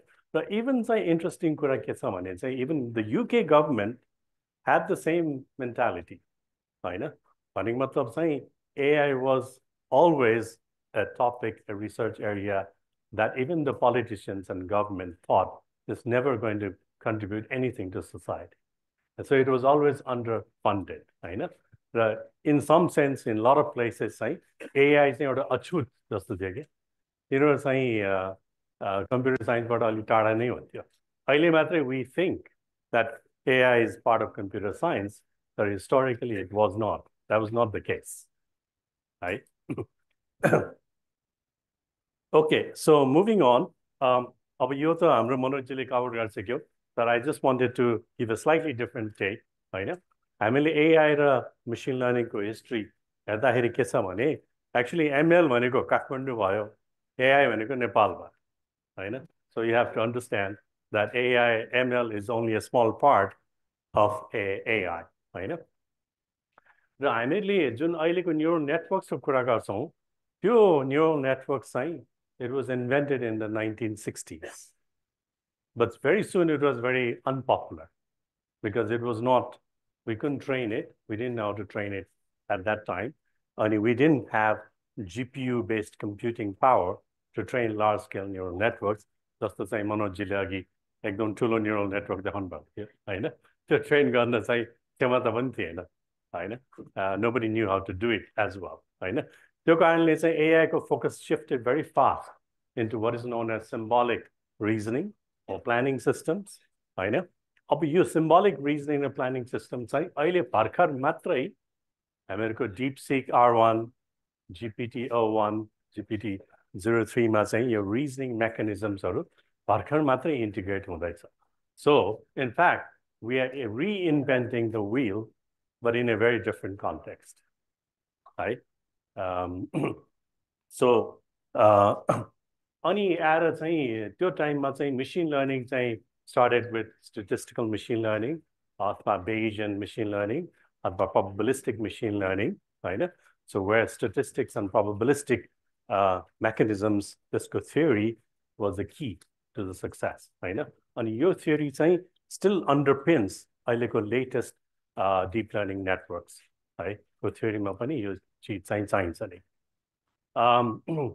तर चाहिँ GPU computing चाहिँ जब available हुन थाल्यो र जब large scale data sets available हुन थाल्यो बल्ल deep learning चाहिँ फेरि 2000 तिर चाहिँ it became successful with the use of GPU computing and the availability of high quality large scale data sets होइन अनि त्यसपछि मात्रै अहिलेको revolution started होइन अनि त्यसपछि आएर चाहिँ transformers आयो जुन चाहिँ transformers भनेको चाहिँ एउटा mechanism for attention भनेको के हो भन्दाखेरि हामीले अब यहाँ तपाईहरु कतिजना छ 50 जना 100 जना छन् यहाँ अब कसैले खाइरहेछ कसैले गफ गरिरहेछ कसैले फोनमा कुरा गरिरहेछ I can't keep track of everything so I have to decide where to attend where to focus होइन अनि त्यो mechanism is central to the current success of deep learning algorithms right अनि आएर चाहिँ we have the foundation models the LLMs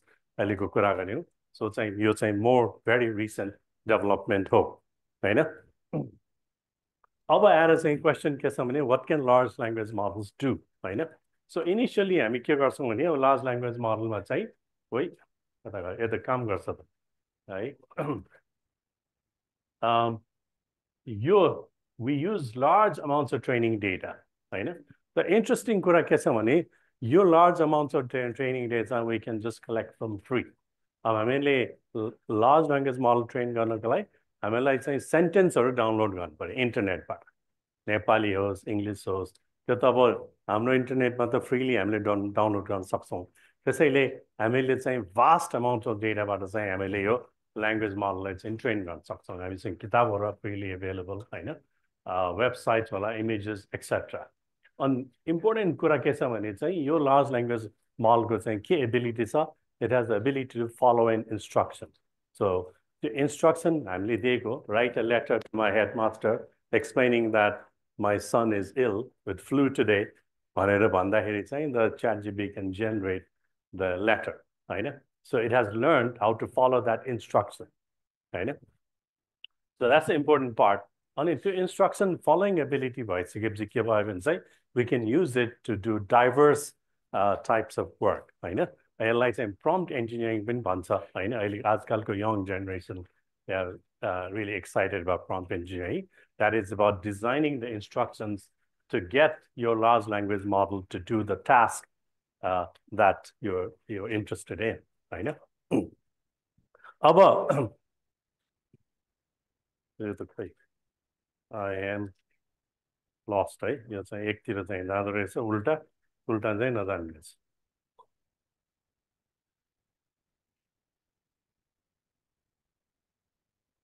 Okay so अब चाहिँ हामीले चाहिँ अघि chatbot को कुरा गर्यौं so this is a startup, मेरो चाहिँ second startup हो जुन चाहिँ UK मा we started this startup in the year 2000, long before ChatGPT. Even at that time, even the internet was very new, होइन? And we already had a virtual character chatbot, होइन? Which effectively behaved like अहिलेको चाहिँ chatbot र यसको architecture पनि similar नै थियो, होइन? र यो chatbot चाहिँ not only text based तर चाहिँ 3D animation र voice र lip synchronization bodily movements को chatbot चाहिँ we launched हामीहरूको startup-बाट, and we had our customer which is HSBC Bank, तपाईँलाई थाहा होला, that's one of the biggest banks, and we were featured on the BBC Click program in 2002, होइन? त्यसैले अहिले हामीले chatbot कुरा गर्दैछौँ. यो technology पनि very old though, obviously not using the large language models, but essentially the same kind of idea, होइन? तर we were hugely unsuccessful किनभने मान्छेहरूले भर्खरै इन्टरनेट मात्रै चलाउन थालिरहेको थियो. Chatbot भनेर त मान्छेले थाहै थिएन, होइन? So we were far too early to market. अब आएर चाहिँ if you look at extending this, so we can build chatbots भनौँ न customer service agent, that's personality is like a Ram, होइन, or Sita, होइन? अब तपाईँ ब्याङ्कमा गए तपाईँले रामसँग कुरा गर्न मन छ भने the chatbot can behave like Ram. अब if you don't like Ramको personality, you can it can behave like, होइन, Sita.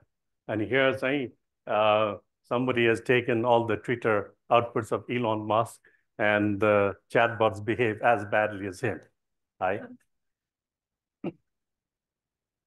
अब अघि कुरा आयो, होइन? So in the context of Nepal, हामीले के गर्नुपर्छ भन्दाखेरि we've been already talking about Nepali large language model, होइन? अब यो चाहिँ एकदमै important चिज हो, and there are many challenges to this problem, and also the resource requirements are huge, होइन? Data requirements, होइन? So we call this like a sovereign AI, so that's the terminology. So every nation should have their own sovereign AI, होइन? And also have sovereignty over their data. And as data sovereignty we lose, especially for example, हामीले हाम्रो data चाहिँ ChatGPT-लाई पठायो भने, होइन? हामीले अब यहाँ ब्याङ्कको चाहिँ chatbot बनाउनु पर्यो, तर chatbot चाहिँ ChatGPT-को आधारमा बनिरहेको छ भने हामीले त हाम्रो data त ChatGPT-मा पठाउनु पर्यो. So that means indirectly we are losing our data, होइन? Unless we have sufficient safeguards, होइन, in terms of whether how data is going to be used and stored by ChatGPT. Okay, so moving on, of your context मा चाहिँ केही महिना अगाडि चाहिँ हाम्रो startup WiseAct-ले चाहिँ we released a Nepali large language model which can follow the instructions in Nepali, होइन? This is only a first step, होइन? But it is also a substantial milestone, होइन? To demonstrate that we can do this in Nepal, even with very limited resources, right? This can serve as a blueprint, होइन, for the new AI researchers or companies to हामीले हामीहरूको code data set सबै नै release गरेछौँ to expand on this idea, right? So why is this important भन्दाखेरि चाहिँ again main point चाहिँ के छ भने नेपालको कानुन, नेपालको banking rules, Nepalको even colloquial language, होइन? ChatGPT is not going to be the best for those kinds of tasks, होइन? Because it is ChatGPT is trained on everything, which means it is not. It's probably only good on the American stuff, होइन, or the English-speaking stuff. Obviously, there's a bias there. And so on the other hand, we want a large language model which is biased toward the Nepalese context, right? Which understands our norms, which understands our rules and regulations. And that's why it's your काम is important. Okay, अब हामीले चाहिँ यो LLM बनायो भने चाहिँ how can we use it? So यो एउटा example हो जुन चाहिँ हामीले यहाँ develop गरिरहेका छौँ. अब यहाँ चाहिँ sound चाहिँ आएन. So let me try that again. Okay, so anyway, you can see it. So the main point saying what we can do is where we can perform voice to action, right? So we can अहिले चाहिँ global IME ब्याङ्कमा चाहिँ हामीहरूको च्याटबट live छ, it is being improve. त्यसको चाहिँ banking सिस्टममा चाहिँ द च्याटबट इज गेटिङ कनेक्टेड अनि त्यसबाट चाहिँ सर्टेन ट्रान्ज्याक्सन्सहरू केवाइसी फर्म फिलिङ अथवा कार्ड क्यान्सलेसन अथवा अकाउन्ट ब्यालेन्स चेकिङ चाहिँ you will be able to do it. अहिले चाहिँ काम भइरहेछ. So through just your Nepali or English voice, right? So that's another important point. So यसको लागि चाहिँ enabler के छ? We need to build a voice recognition system that can not just understand Nepali, but not just understand English, but चाहिँ हामीले नेपाली र अङ्ग्रेजी mix गरेर बोल्छौँ in the same sentence, which is a slightly harder problem. Right? So we would eventually need to have a mixed voice recognition system which can mix English, Nepali, Maithili, Tharu, Newari, etc. Right? And these are the challenges that big corporations may not necessarily be interested in working towards. It is our responsibility to build these kinds of systems. Right? अहिले चाहिँ हामीले हाम्रो स्टार्टअपमा चाहिँ we have built the initial mixed language Nepali English voice recognition system. Okay, so moving on, अघि यो कुरा पनि भइसक्यो. So in terms of agriculture, what are the uses? Manojले पनि कुरा गर्नुभयो, हैन?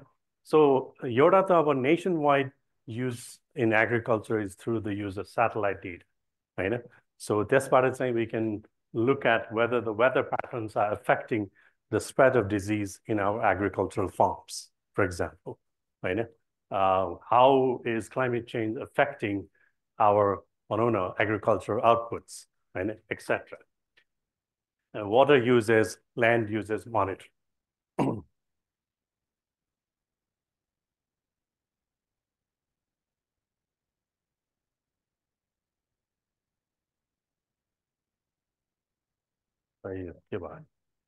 Right? Sorry, apologize. Okay. You're saying ठुलो भयो file. Anyway, so अर्को important point चाहिँ के छ भने हामीहरूले चाहिँ robotics मा, so we have Vikasi from RAND, होइन? We have to invest in robotics. किन important छ भने चाहिँ the cost of building robotic systems is decreasing exponentially. होइन? अनि हामीहरूको small embedded computers like Arduino, Raspberry Pi, the ones they are becoming increasingly more powerful so that we can deploy our AI systems in the tiny GPUs on these tiny computers. होइन? त्यो कारणले गर्दाखेरि हामीले चाहिँ रोबोटिक्समा चाहिँ invest गर्न जरुरी छ. यो कन्टेक्स्टमा चाहिँ अहिले चाहिँ we are in the process, हाम्रो Madan Bhandari University of Science and Technology चेटलाङमा चाहिँ we are in the process of setting up a IoT and robotics lab, होइन? अनि अर्को important point के छ भने चाहिँ मनोजले पनि भन्नुभयो collaboration is going to be super important, होइन? So we have to collaborate if we're going to achieve some sort of critical scale. So त्यति मात्रै भन्छु म. So यो चाहिँ अब यो you can see in a plant disease detection, automatic weed detecting, killing, even picking up vegetables, etc., can now be automated. Right? So we have to start working on this right now so that we can, build these technologies within Nepal. अर्को चाहिँ अब simple चिज चाहिँ होइन हामीले चाहिँ so this is very simple. यो चाहिँ अब automatic sorting, weighing, and packaging, होइन? So defective tomato पत्ता लगाउने अथवा defective water bottle पत्ता लगाउने यो चिजहरू चाहिँ हामीले easily गर्न सक्छौँ. So this is an easy technology we should be building up in Nepal, right?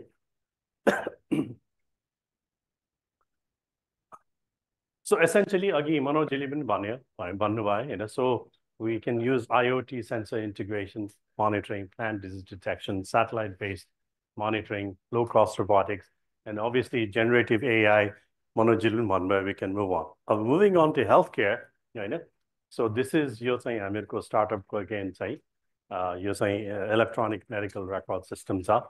You can upload images, होइन अनि you can sorry about this.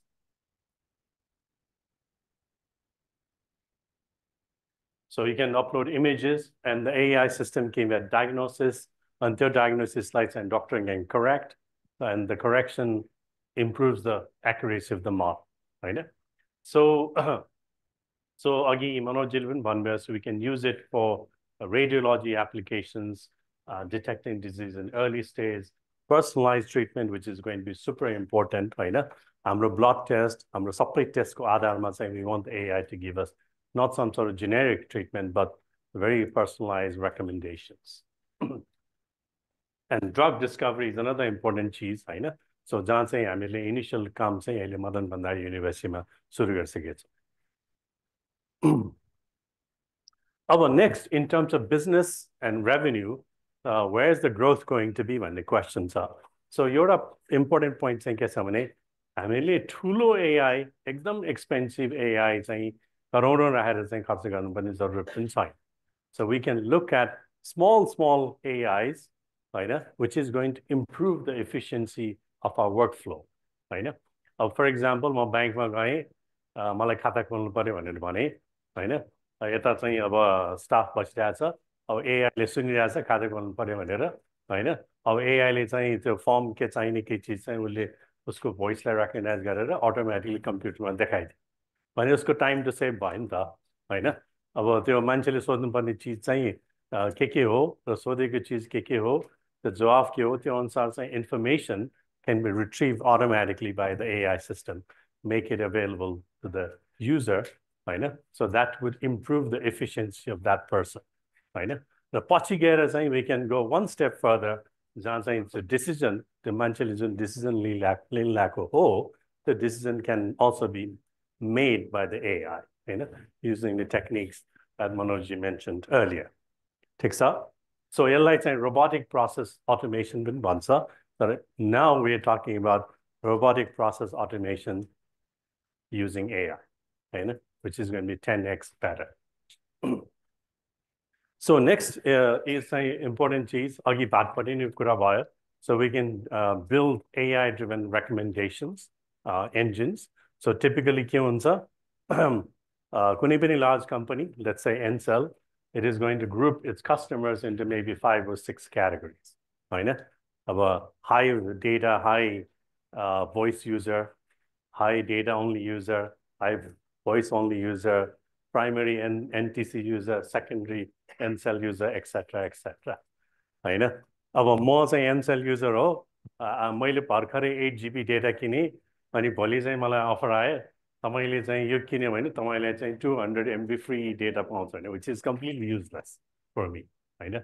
So with the use of AI, companies can decide how to spend their advertisement and promotional budget much more effectively at an individual level, right?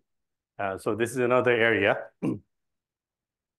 अर्को चाहिँ how do we enable this भन्ने क्वेशनमा चाहिँ important चाहिँ कुरा आयो, हैन? GPU infrastructure जुन चाहिँ AI को लागि critical छ. र चाहिँ नेपालमा चाहिँ के छ? We already have the ISPs, we already have the telcos, right? And they should be running lots of data centers. We have the micro hydros up in the Himalayas, right? जहाँ चाहिँ cooling cost is going to be very low, right? Large data center को लागि के चाहिन्छ? Electricity र cooling. दुईटै चीज चाहिँ हामीहरुको हिमालयमा छ. So it is a no-brainer that we should be establishing large GPU-based AI servers up in the Himalayas, connected to our micro hydro power stations, right? And त्यसमा चाहिँ what do we run? भनेर भन्दाखेरि चाहिँ we should be running customized, भनौं न, local AI solutions, which companies and startups चाहिँ localize our Nepali voice recognition, Newari voice recognition, अथवा नेपाली कानुन मात्रै बुझ्ने सफ्टवेयर, अथवा नेपालको भेजिटेबल्सहरुको मात्रै डिजिज डायग्नोसिस गर्ने सफ्टवेयर.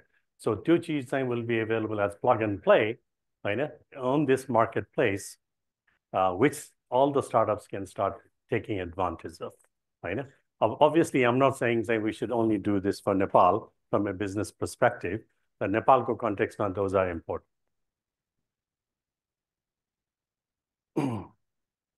अब नेक्स्ट अब मलाई चाहिँ च्यालेन्जेस पनि भन्नुभएको थियो हैन अब सो यो चाहिँ अब I have been an academic educator all my life हैन also an entrepreneur तर primarily an academic त्यो कारणले गर्दाखेरि चाहिँ यो कुरा चाहिँ I'm very passionate about this हैन म चाहिँ नेपालको AI र IT education delivery चाहिँ I don't like it right I'll be very honest it is not fit for purpose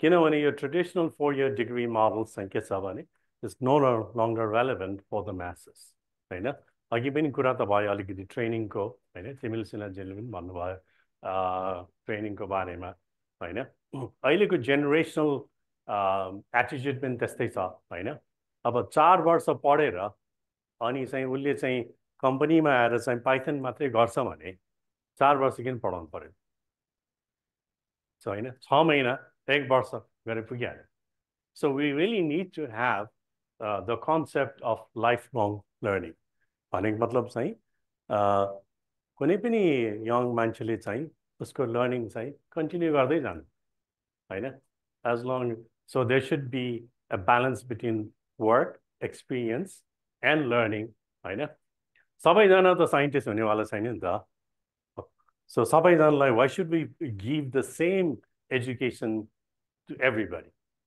so one size definitely doesn't fit all अनि I think in my opinion नेपालमा चाहिँ AI adoption र AI बाट GDP बढाउने हो भने what is the number one challenge the number one challenge is this हैन अब AI research institute खडा गर्ने रे तर त्यो इन्स्टिट्युटमा काम गर्ने साइन्टिस्ट कहाँबाट आउँछ त right so हामीले त्यसैले चाहिँ so neither we are producing AI scientists अहिलेको 4 वर्ष एजुकेसनले neither we are producing engineers who can do Python coding for the startups so we are not ticking either of those boxes हैन त्यो कारणले चाहिँ we have to have this conversation initiate change and drive massive educational reform in this sector यो चाहिँ imperative नै हो मेरो point of भ्यूबाट हैन हामीले स्टुडेन्ट्सहरूलाई चाहिँ साइन्टिस्ट बनाउनुतिर पनि लानु पर्यो र हामीले चाहिँ 6 महिना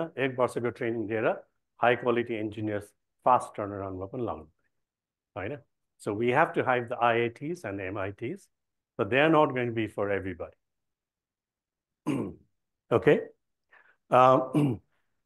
so important point चाहिँ के छ भने हामीले इन्डस्ट्री त क्रिएट गर्ने रे but what is our real drive what is our mission and vision so अहिले इन्डियामा चाहिँ they produce at least 10 to 20 unicorns every year so that is a company worth $1 billion it's producing at the rate of 10 to 20 per year even Bangladesh is starting to produce 2 or 3 per year now so where is Nepal 0 so does Nepal have any chance at the current state of affairs no absolutely not 0 right अब यो status को चाहिँ हामीले कसरी change गर्ने हैन त्यसको लागि चाहिँ we need to be able to look at the हामीहरुको IT भनौं न business pyramid and the pyramid मा चाहिँ we need to produce skilled labor at every step every ladder of that pyramid we need the scientists we need the good quality engineers we need entrepreneurs हैन we need people who can use AI tools etc सबै sorry okay in terms of challenges in the startup ecosystem so what are the challenges हैन so नेपालमा हामीले world class AI company खोल्न चाहे भने what are the challenges okay so number 1 we don't have the GPU infrastructure हैन हामीले किन्न चाहे पनि यहाँ मगाउन गाह्रो छ हैन मगाए पनि पावर दिन गाह्रो छ power supply is not reliable so अब हामीले GPU computing लाई power supply दिनको लागि if you set up a UPS power supply that is super expensive किनभने GPUs ले power टन्नै खान्छ So you have huge amount of challenges. So the only solution to that is we need to have cloud-based CPU computing, right, at a very reasonable cost, right? अनि अर्को अब सबैले ब्याङ्क्सहरुमा यहाँको विभिन्न ठाउँमा चाहिँ we want to use AI भन्छ तर त्यो AI has not been designed for the use in Nepal. So we're going to face enormous amounts of challenges and problems.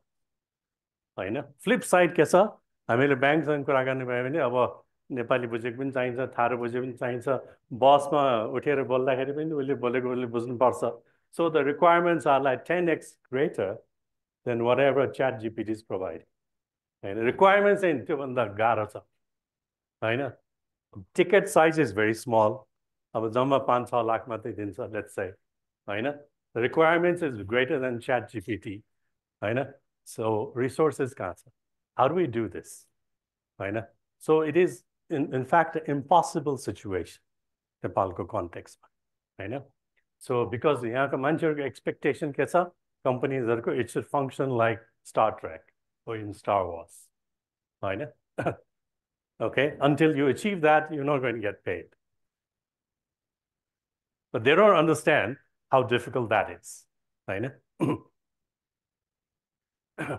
okay अर्को के छ अब अर्को चाहिँ इम्पोर्टेन्ट चीज चाहिँ त्यो चीज हामीसँग सबै भए पनि we still need the quality human resource our quality engineers to do that so are our colleges and universities producing them absolutely not right so they learn all the skills when they join a startup right so all the actual education is happening after their degree programs so graduates expect to be trained in startups so when they graduate the graduate expects them to be trained and paid right as an intern and once they get trained and paid they will ask you to write a reference letter and they'll go take a flight and go to the US right so we don't have any retention power so there's no way for us to retain any high talent right so that's the other problem and obviously why would they stay because there's a high demand for AI manpower anywhere in the world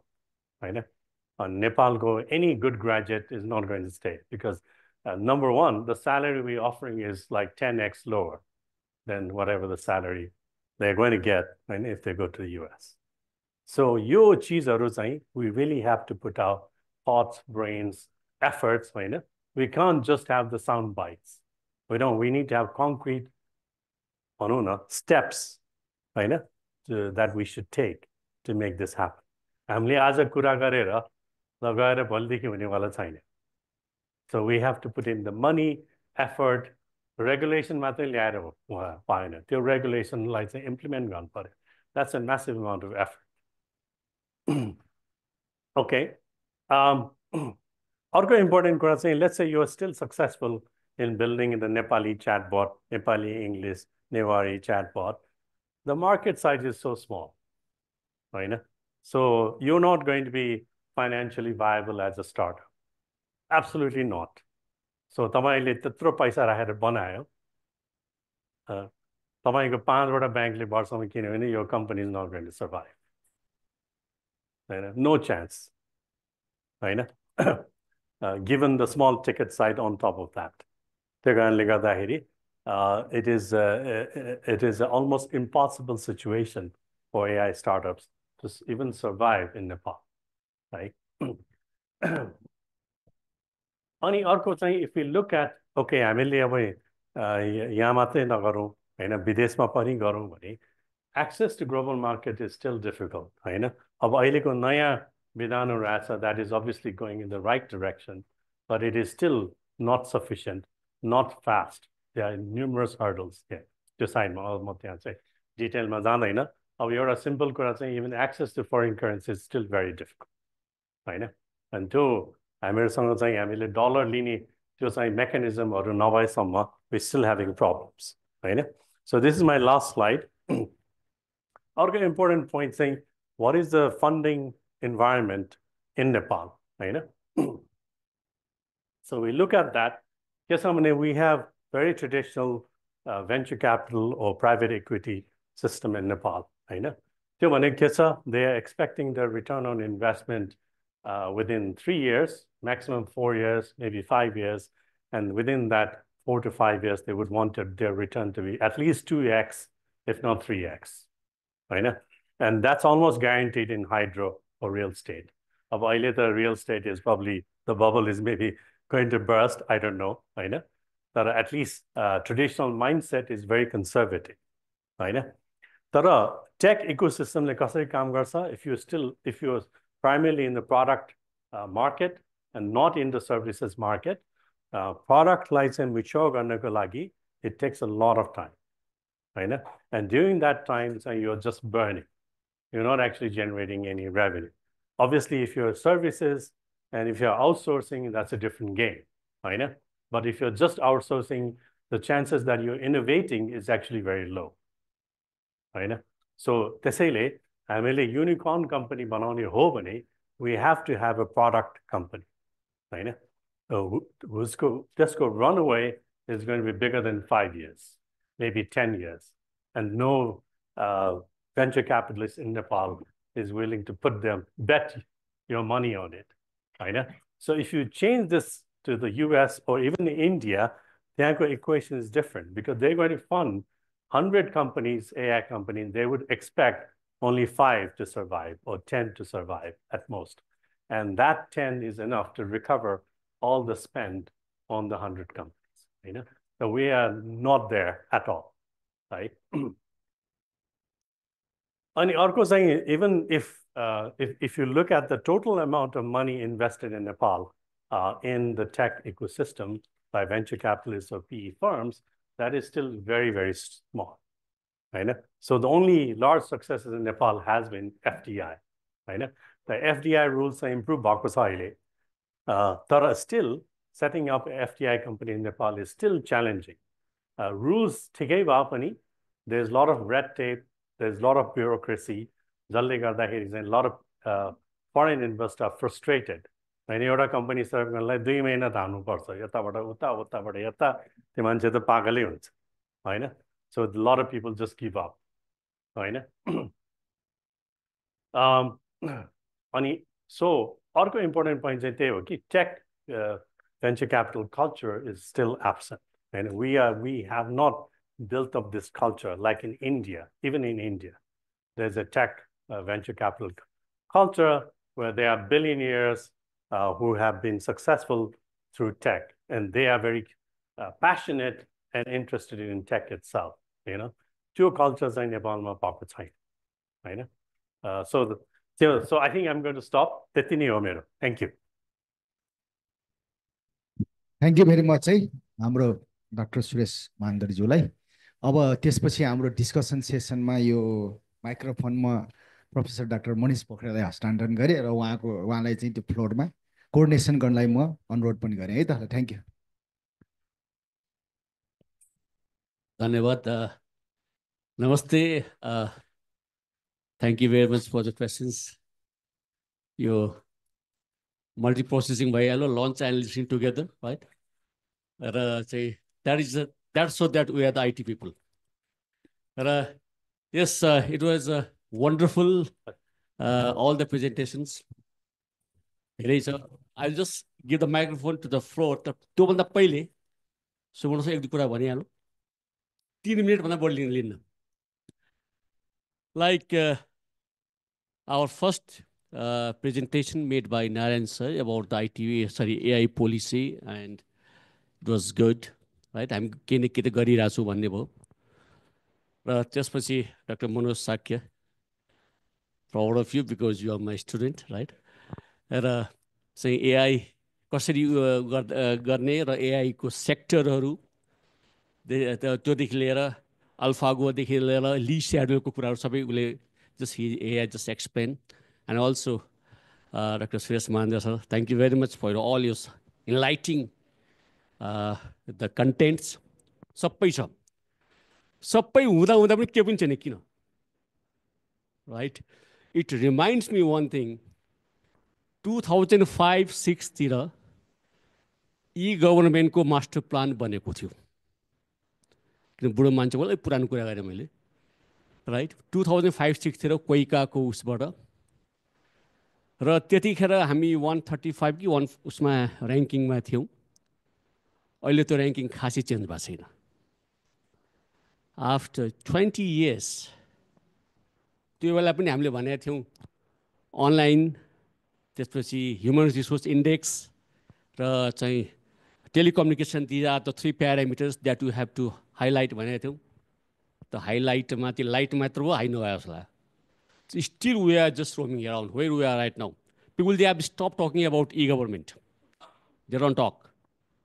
So still हामी त्यो बोलिरहेको छौँ, पढाइरहेको छौँ। I think Raju will also agree, right? So this is the fact.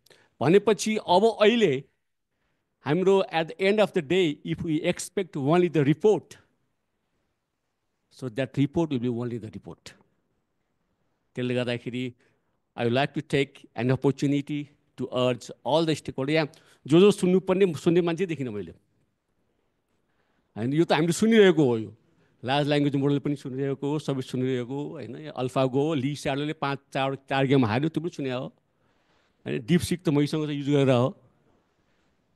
तर जो सुन्ने मान्छे मैले देखिनँ, खोइ कहाँ हो। Okay, so that is the main reality. त with this thank you very much. तर त्योभन्दा पनि पुरै क्राउड देखेँ मैले। It so that we are very much eager to implement and to apply the AI. र यति भने र अब चाहिँ back to the audience. Suman sir त्यही गर्ने होइन ल, with the permission. Okay sir, I'm seeking attention of both the speakers who've been अब त्यही बस्नुहुन्छ नि, यहाँ त्यहाँ बस्नुहुन्छ नि, दुवैजना त्यहाँ बस प्रेजेन्टर्सहरू है।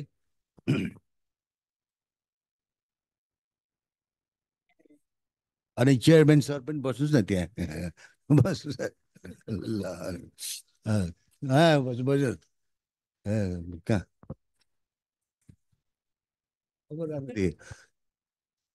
त्यो उद्घाटनको भन्दा पनि अहिले तपाईँले त्यहाँ बसेको शोभनीय देखेँ मैले है। I hope a lot of people will agree with me. I was saying कि I'm seeking attention of both the presenters who have been very, very excellent presenters, giving us, enlightening us on AI issues. Well, I wish you would shed some light on narrow AI and general AI as well. र दोस्रो चाहिँ कुरा चाहिँ म्यानेजमेन्टमा SWOT analysis भनेर भन्छ नि, यसमा चाहिँ यहाँ सबैले चाहिँ स्ट्रेन्थ, विकनेस, अपर्च्युनिटिजको कुरा गर्नुभयो, अलिक थ्रेट्सको पनि कुरा गर्नुभयो। अहिले त्यो पनि एउटा चाहिँ सुन्न चाहन्थेँ। Coming to the third one, यो च्याट जीपीटीको बारेमा specially health care. I am a doctor, I am a orthopaedic surgeon, यहाँ नास्टको प्राज्ञ पनि हो अघि। त we been very much interested in chat GPT.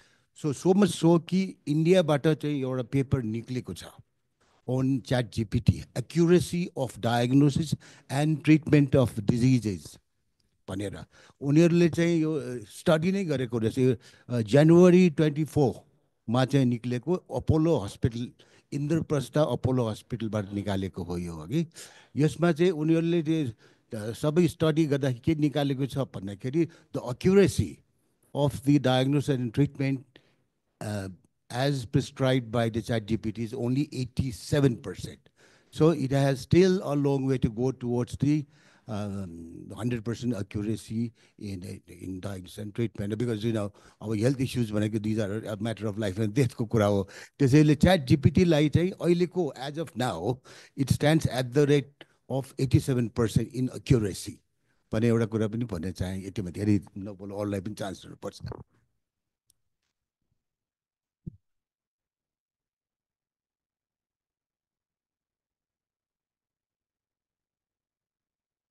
सबैलाई नमस्कार। म देवेन्द्र कुमार कर्ण, विज्ञान शिक्षक समाज नेपालबाट। आजको यो प्रोग्राम हेर्दाखेरि हामी स्कुलको चाहिँ एउटा प्रतियोगिता सम्झ्यौँ। त्यस प्रतियोगितामा जेनरली के हुन्थ्यो भन्दाखेरि विज्ञान वरदान कि अभिशाप भन्ने सब बढी डिस्कसन हुन्थ्यो र त्यही म सम्झेँ अहिले। र यो एआईको कुरा गर्दाखेरि यो एआई वरदान हो कि अभिशाप त्यो पनि मेरो माइन्डमा घुमिरहेको छ अहिले। किनभने भर्खरै सरहरूले भन्दाखेरि यसमा यस्तो कुराहरू पनि आयो, यो सरहरूलाई यो साइबर क्राइम चाहिँ यो एआईले बढ्छ कि घट्छ भन्ने प्रश्न एउटा मेरो माइन्डमा उब्जियो। पक्कै पनि साइबर क्राइम बढ्छ जस्तो लाग्यो मलाई, किनभने यहाँ चाट बोट अथवा डिप फेकको पनि कुरा आयो होइन। अब त्यस्तै हामीले यो पासवर्ड ह्याकिङको कुरा पनि यसमा हुनसक्छ, फेक न्युज हुन्छ, डाटा ह्याकिङहरू हुन्छन् र कल स्पाइङ त छँदैछ। त्यो यसले झन् यसलाई हेल्प गर्दैन र भने यो एआई चाहिँ के हो त, यो अब वरदान हो के साफो सरले यसलाई प्रश्न पारिदिनु होला भन्ने मलाई लाग्यो। अर्को क्वेसन भर्खर हिजोकै घटना हो, यो सुनिता विलियम्सहरू र यो बुच भन्ने दुईजना एस्ट्रोनोमरहरू आइएसबाट आउनुभयो र अब उहाँ चाहिँ 45 दिन बस्नुहुन्छ हस्पिटलमा सायद। र यो एआईको आविष्कार भइसकेको यत्रो दिन भइसक्यो, त्यहाँ एस्ट्रोनोमर पठाउनु, मान्छेलाई एस्ट्रोनोमर पठाउनुभन्दा राम्रो एआई अथवा चाहिँ रोबोट भनौँ नि, रोबोट एआई रोबोट पठाउँदा के हुन्थ्यो र भने अहिलेसम्म यस्तो भएको छ कि छैन अथवा योजना छ कि छैन, अब सरहरूले पक्कै पनि यसलाई चाहिँ गर्नु होला। यसै क्रममा चाहिँ अब त्यस्तै अब यो कल्पना चावलाहरू जता 2003मा चाहिँ माथिबाट आउँदाखेरि अब 8 जना एस्ट्रोनोमरहरू बित्नुभयो। लाइक यसले एआईले चाहिँ हेल्प गर्यो भने यसलाई अभिशापको सट्टा वरदान भन्न मिल्छ कि जस्तो मलाई लाग्यो। अर्को क्वेसन, यो भर्खरै एआईको कुरा आयो, यो चाट जिपिटीको, अर्को चाहिँ यहाँ जेमिनी पनि एउटा छ र सायद सुनेको छु, अर्को डिप्सीको पनि कुरा आयो र अर्को भर्खरै केही दिन पहिला एलन मस्कले ग्रोक पनि निकालेको जस्तो मैले सुनेको छु र अलिअलि देखा भने छु। त्यो ग्रोक चाहिँ यस्तो डेन्जर जस्तो लाग्यो मलाई। अब यहाँ चाहिँ अब फेरि सेक्युरिटीको कुरा पनि आयो। इन्डियामा अहिले धेरै चलिरहेको छ। इन्डियामा एउटा क्वेसन के थियो भने त्यसमा भन्दाखेरि हु इज मोस्ट लायर लिडर, सबभन्दा झुटो बोल्ने लिडर कुन हो भने त्यसको एन्सर पनि त्यहाँ आयो। अब त्यसलाई के भन्यो, त्यो लिडरलाई त मार्ने भयो मान्छेहरूले। अनि त्यस्ता कुराहरू पनि यसबाट आउट भइरहेछ भने भोलि पर्सि क्लोनिङ जसरी आविष्कार भएको थियो त्यो क्लोनलाई बन्द गरियो, त्यसरी यहाँ पनि बन्द गर्ने हो कि अथवा के हुने हो, त्यो पनि एउटा क्वेसन आयो। र अर्को लास्ट क्वेसन मेरो छ, यो एलन मस्कले बनाएको न्युरो चिप्सको बारेमा कुरा गर्दाखेरि त्यो न्युरो चिप्स लगाएपछि माइन्डमा हाम्रो एआई बस्छ नै भनेर आइरहेको छ होइन। एआईका सबै नलेजहरू हामी माइन्डमा आफ्नो युज गर्न सक्छौँ, सबै गर्न सक्छौँ र हाम्रो इफिसियन्सी पनि बढ्छ। तर त्यो एआई हामीले युज गर्दाखेरि हाम्रो इन्टरनल डाटा अथवा हाम्रो इन्टरनल व्यक्तिगत कुराहरू छन्, त्यो सबै एलन मस्कले चोरेर लगेन र हाम्रो भने त्यो युज गर्ने कि नगर्ने। अब युज गरियो भने हाम्रो डाटा, हाम्रो सबै कुराहरू चोरेर लग्यो, युज गरिएन भने इफिसियन्सी हाम्रो घट्यो अरूको तुलनामा, भने त्यो के गर्ने त्यसलाई। अब त्यो पनि एउटा क्वेसन छ। र अर्को क्वेसन सरले यहाँ भन्नुभयो अब पाइथनको बारेमा विभिन्न किसिमका प्रोग्रामहरू कोडहरूको बारेमा पनि हामी कुरा गऱ्यौँ। यो कुराहरू अब यसरी यति पढ्नुभन्दा त यो चाट जिपिटीले सबै गरिरहेछ भने एउटा प्रम्प्ट इन्जिनियरिङ मात्र पढे पुग्दैन र भन्ने त्यो पढे भइहाल्यो नि होइन। मैले यी कुराहरू चाहिँ मैले हाम्रा विद्यार्थीहरूमा टिचर, एउटा हाई स्कुलको टिचर समान टिचर हो सर, मैले यति नलेज छैन तपाईँहरू जति, तर यी क्वेसनहरू पक्कै पनि मैले यसको जवाफ पाउनु छ भने म आशा राख्छु। धन्यवाद।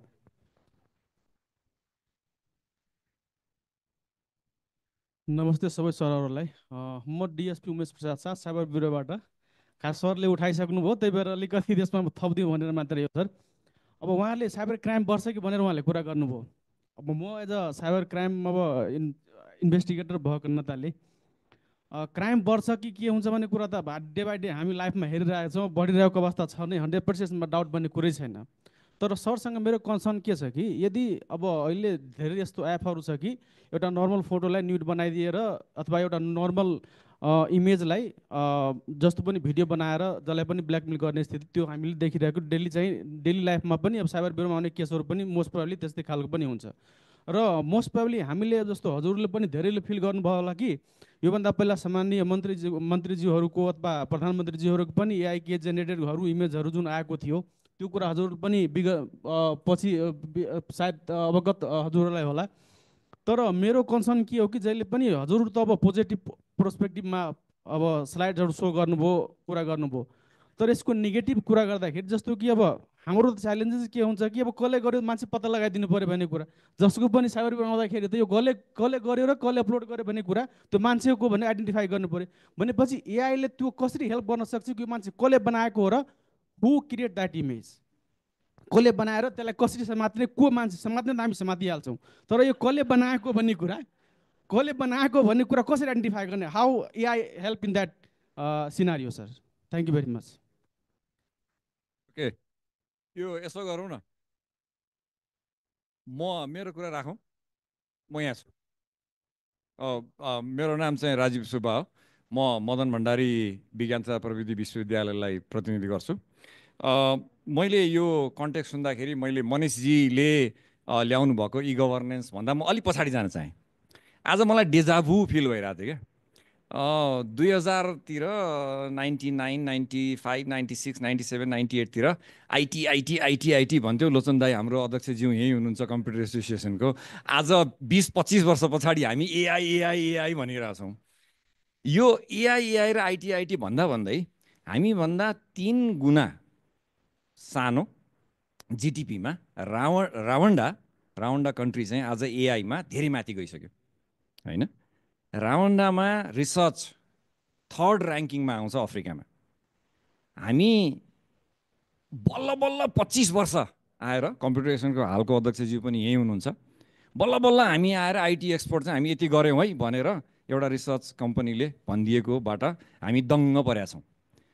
अब दुःखका साथ भन्नुपर्छ, हामी अहिले नास्टको प्रिमाइसेसमा छौँ।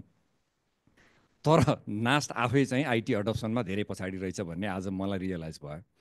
त्यस हुनाले मेरो 4जना मध्ये जसले रिप्लाई गर्नुभए पनि हुन्छ, हामीले जुन एआईको यहाँ बसेर डिस्कसन मार्फत देशको राष्ट्रकै विकास गर्ने फड्को मार्ने कुराहरू हामीले गऱ्यौँ। धेरै कुराहरू आयो। साकेजी, डाक्टर साकेलाई धन्यवाद खास गरिकन, उहाँले धेरै कुरा ल्याउनु भयो। सुरेश दाई त I call him father of AI in Nepal होइन। मैले उहाँलाई किताबै दिएको त विष्णु पितामह अफ एआई भन्छु नेपालको। 3टा कुरा तपाईँहरू 4जना जसले पनि भन्नुभयो हुन्छ, नास्टले अथवा नेपाल सरकारले के गर्नु पर्यो, 3टा बेसिक कुरा जसले गर्दा हामी अर्को 5 वर्ष या 10 वर्षभित्र कमसेकम रावन्डाको जुन चाहिँ एउटा एआईको छ, त्यहाँ कार्नेगी मेलन छ, त्यहाँ गुगल छ, त्यहाँ यस्ता कम्पनीहरूले इन्भेस्ट गरेका छ, हाम्रोमा अहिलेसम्म एउटा पनि छैन। भने के गर्नुपर्छ रिसर्चको लागि, कि आखिर what are the 3 basic building blocks जुन गर्नै पर्छ नेपालले? Thank you. नमस्ते, म राजु कटेल, म कान्तिपुर सिटी कलेज रिप्रेजेन्ट गरिरहेको छु। मेरो कन्सर्न, म अलि एकाडेमिक भएकोले मैले भोगेका कुराहरू जुन अघि कुरो पनि उठेको थियो, स्टुडेन्टको असाइनमेन्टका कुरा, स्टुडेन्टले इक्जाममा, बोर्ड इक्जाममा हामीले सेन्टर पढ्दाखेरि मोबाइलमा फोटो खिचेर च्याट जिपीटीले सल्भ दिस क्वेसन भनेर सरर सार्दै गरेका फोटो पनि खिचेका छौँ हामीले होइन। भनेको जुन ग्रोइङ एजको विद्यार्थीहरू, जुन हामी क्रिएटिभिटी र इनोभेसन त एआईले सर्लक्क खाइदिए जस्तो भइसकेको छ। उनीहरूले सोच्नु जरुरतै भएन, सोच्ने मान्छे अर्कै छ सोच्ने कुरा। अनि योले गर्दा जुन हामी अब ग्रेजुएसन जुन आउटपुट निकाल्छौँ, तिनीहरूले चाहिँ इनोभेसनमा काम गर्ने आधार के? किनभने स्कुलिङमै अब अझ 7 कक्षामा मेरो दाइको छोरी पर्छ, ऊ पनि च्याट जिपीटीबाट सोल्युसन खोज्छ, असाइनमेन्ट गर्छ होइन। मैले भनेको चाहिँ अब यसको प्राइमेरी सोल्युसन मलाई हिट गर्नुपर्ने भनेको त्यो यङ जेनेरेसनलाई चाहिँ कि प्रिमियम भर्जनमा लगेर हुन्छ कि एआईलाई गाह्रो बनाउने कि त्यो एजलाई, त्यो पर्टिकुलर ग्रुपलाई चाहिँ गाह्रो बनाउन सकिन्छ कि कुनै न कुनै सोल्युसनबाट होइन। होइन भने त तपाईँको एउटा सर्टेन टाइम पछि त एआई जुन मान्छेको क्रिएटिभिटी इनोभेसन त सबै सकिन्छ होइन। अनि त्यो भोलि हामीले मार्केटमा सेल गर्ने कुराहरू, इनोभेसन गर्ने कुराहरू पनि नहोला। त्यो स्कुल लेभल र कलेज लेभलको स्टुडेन्टहरूलाई एआईको प्रोपर युटिलाइजेसन गर्ने र मिसयुज नगर्नको लागि के गर्न सकिन्छ भन्ने कुरो हजुरहरूलाई जसले एन्सर दिए पनि हुन्छ। Thank you.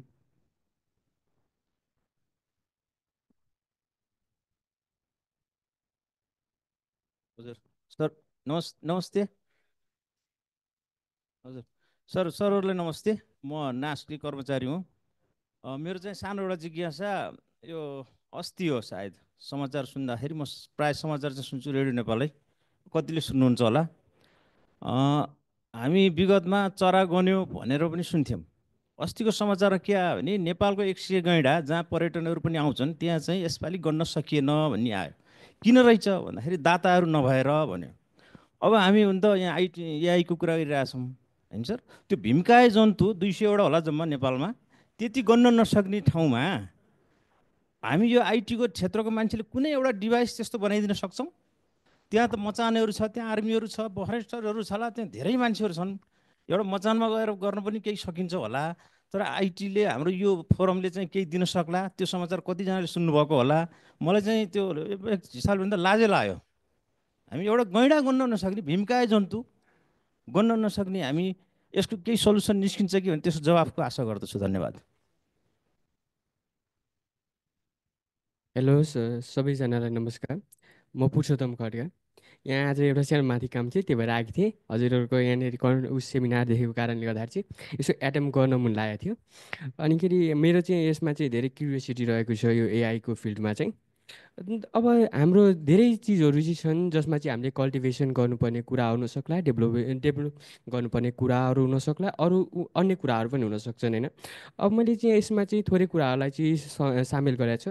यसमा चाहिँ हामीले एआईलाई चाहिँ रकेट अपरेसन्सको रूपमा र कस्मोलोजीको फिल्डहरूमा चाहिँ डिपली रिसर्च गर्ने टर्ममा चाहिँ युज गर्न सकिन्छ कि, र साथै अहिले हाम्रो एआई भनेको त एउटा सफ्टवेयर हो कि। अब यसलाई चाहिँ हामीले के कन्क्लुड गर्न सकिन्छ कि एआईले चाहिँ हाम्रो ह्युमन सिभिलाइजेसनलाई चाहिँ मोर प्रोग्रेसिभ बनाउन सक्छ कि हो। यसरी ह्युमन सिभिलाइजेसन र हाम्रो यो जुन कल्टिभेसनको कुराहरू आउँछ, अहिले हाम्रो मान्छेहरू धेरै अवेर भइसक्यो कि हामीले चाहिँ माइन्डको के छ त भन्दाखेरि कसैले भन्नुहुन्छ कि एआई प्रयोग गऱ्यो भने चाहिँ हाम्रो के छ त सोच्ने जुन क्षमता छ त्यो चाहिँ डिक्रिज गर्छ हो कि होइन। अनि अब जस्तै कि उहाँले पनि भन्नुभयो कि हाम्रो स्टुडेन्टहरूले चाहिँ हाम्रो एआईको युज गरेर चाहिँ एन्सरहरूको चाहिँ के गर्छ त क्वेसनहरूको एन्सर सल्भ गर्छन्, जसले गर्दाखेरि सोच्ने अरू नै हुन्छ। अनि उहाँलाई चाहिँ कुनै उस भएन। तर के गर्छ नि यसरी हामीले फ्युचरको टर्ममा हेर्ने हो भने त जस्तै कि अहिले हलो जोतेर खाइरहेको थियो पहिलाको जमानामा, अहिले के छ त अहिले कम्प्युटर छिटेर के खाइरहेको छ नि त हो। त्यही माध्यमलाई चाहिँ अहिले हामीले एडभान्स टेक्नोलोजी युज गरेर चाहिँ अहिले हाम्रो जुन यसरी हिँड्नुपर्ने छ यसलाई पनि के आसमानमै लान सकिन्छ त हो, आसमान टच गर्न सकिन्छ। यो कुरालाई चाहिँ मेरो एकदम धेरै रहेको छ। किन भन्दाखेरि मान्छेहरूले अहिले सोचेकै छैन क्या हामीले कहाँसम्म हाम्रो ह्युमनको दिमाग भनेको चाहिँ कम्प्युटर भन्दा पनि के छ त 1000 गुणा छ नि त होइन। तर हामीले यो कुरा चाहिँ सोच्दैन कि एआई नै इज ग्रेटर होइन।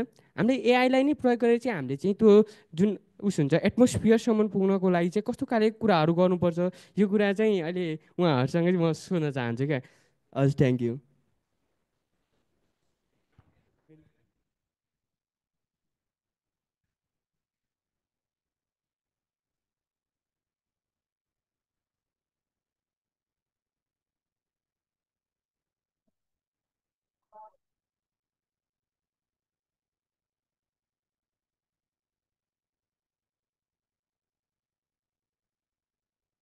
म चाहिँ एन्सर गर्नलाई सजिलो होस् भनेर भूमिका बाँध्न लाग्छ। दुईवटा क्वेसनले मात्र म चाहिँ लोचन लाला मात्रै है। इन्ट्रोडक्सन त राजी दिइहाल्नुभयो। 25 वर्ष अगाडि क्यानको प्रेसिडेन्ट थिएँ र अहिले म नेपाल रिसर्च एन्ड एजुकेसन नेटवर्कको चेयरम्यान छु। र मेरो मेन कन्सर्न चाहिँ यहाँलाई सुझाव पनि भन्छु म। 25 वर्षको अनुभवले आइटी पोलिसी आउँदाखेरि आइटी पोलिसीमा 2 वर्षपछि हामीले के भन्न थाल्यो, that's only wish list of Nepalese government भन्थ्यो। इच्छा हो यो एआई पोलिसी पनि इच्छा हो, यसो गर्ने इच्छा छ भनेर मात्रै देखाउने हो। पोलिसी भनेको त्यही हो। त्यसपछि आउनुपर्ने एक्सनहरू थुप्रो छ नि, त्यो आउन 5 वर्ष लाग्छ, लेखेर दिन्छु होइन। संस्थाहरू जुन देखेको छु राम्रो कुरा 5 वर्ष लाग्छ, तर त्यसलाई कुर्नु हुँदैन। अहिले यहाँहरूको जवाब दिँदाखेरि त्यसलाई थाँतीलाई त्यो आउँदै गर्छ। त्यो आउँदै गर्दाखेरि पनि हामीले के गर्न सक्छौँ त भन्ने कुरामा जानु पऱ्यो। जस्तो एग्रिकल्चरको भन्नुभयो, अहिले टाइनी एमएल भन्ने एकदम इमर्जिङ भइरहेछ। अब एकाडेमिक सेक्टरमै यो कोर्समै राख्नुपर्छ भनेर भनिरहेछ। त्यसको बारेमा के छ यहाँहरूको? त्यो तुरुन्तै गर्न सक्छौँ होला हामीले होइन। मैले त म त कलेजमा पनि इन्भल्भ छु, इन्जिनियरिङ कलेजमा मैले युनिभर्सिटीमा पनि भनेको छु एटलिस्ट इलेक्टिभ कोर्स चाहिँ हरेक कलेजलाई इन्डिपेन्डेन्टली चलाउनु दिनु पऱ्यो। त्यो डिन अफिसबाट एप्रुभ गर्नु नपर्ने उसो नि। त्यस्तो भयो भने त्यस्तो खालको कोर्सहरू तुरुन्तै चलाउन सक्छौँ। र जुन यो 4 वर्षको कोर्स भन्नुभयो नि इन्जिनियरिङको, सबैजना साइन्टिस्ट बन्ने त होइन। त्यो 4 वर्षको कोर्समा उसले एटलिस्ट पाइथन, टाइनी एमएल र उसको प्रोजेक्ट सबै एग्रिकल्चरमा इन्भल्भ प्रोजेक्ट होस् न। अहिले प्रोजेक्ट हेर्नु भने त्यो च्याट जिपीटीबाट आउने हिसाबले पाइथन कोर्स फ्रीमा पाउनेहरू मात्र प्रोजेक्ट गरिरहेछ। सबैले एआईको कोर्स गर्छ, मास्टर्समा पनि ब्याचलरमा पनि मेसिन लर्निङ लगाइरहेछ। म थुप्रोमा म एक्सटर्नल भएर जान्छु मास्टर्सकोमा पनि, सबैमा त्यही नै छ। क्वेसनै के सोध्यो भने जवाफै आउँदैन। धेरै जस्तो यस्तो पनि मास्टर्स गर्नेहरू छ कि जो चाहिँ भोलि नै टिकट लिएर अमेरिका जाँदैछ, मेरो भिसा लागिसकेको छ, त्यहाँ काम पाइसकेको छ भन्ने छ, रोक्नु पनि सकिँदैन। त्यस्तो हिसाबले त्यस्तो बेसमा बस्दाखेरि अब अहिलेको जेनेरेसनमा हामीले कसरी यो पोलिसीलाई नकुरिकन, पोलिसी आउँदै गर्छ, विस लिस्ट हो, र अगाडि जहिले पनि कस्तो भने यस्तो चिजमा गभर्मेन्ट भन्न अगाडि चाहिँ नि हाम्रो यो सेक्टर अगाडि हुनुपर्छ, एकाडेमिक, इन्डस्ट्री र प्रोफेसनलहरू। त्यसको लागि के गर्न सकिन्छ, अनि सोधेको जवाफहरू पनि यसैसँग बेस मार्न गर्दा राम्रो हुन्छ होला। Thank you.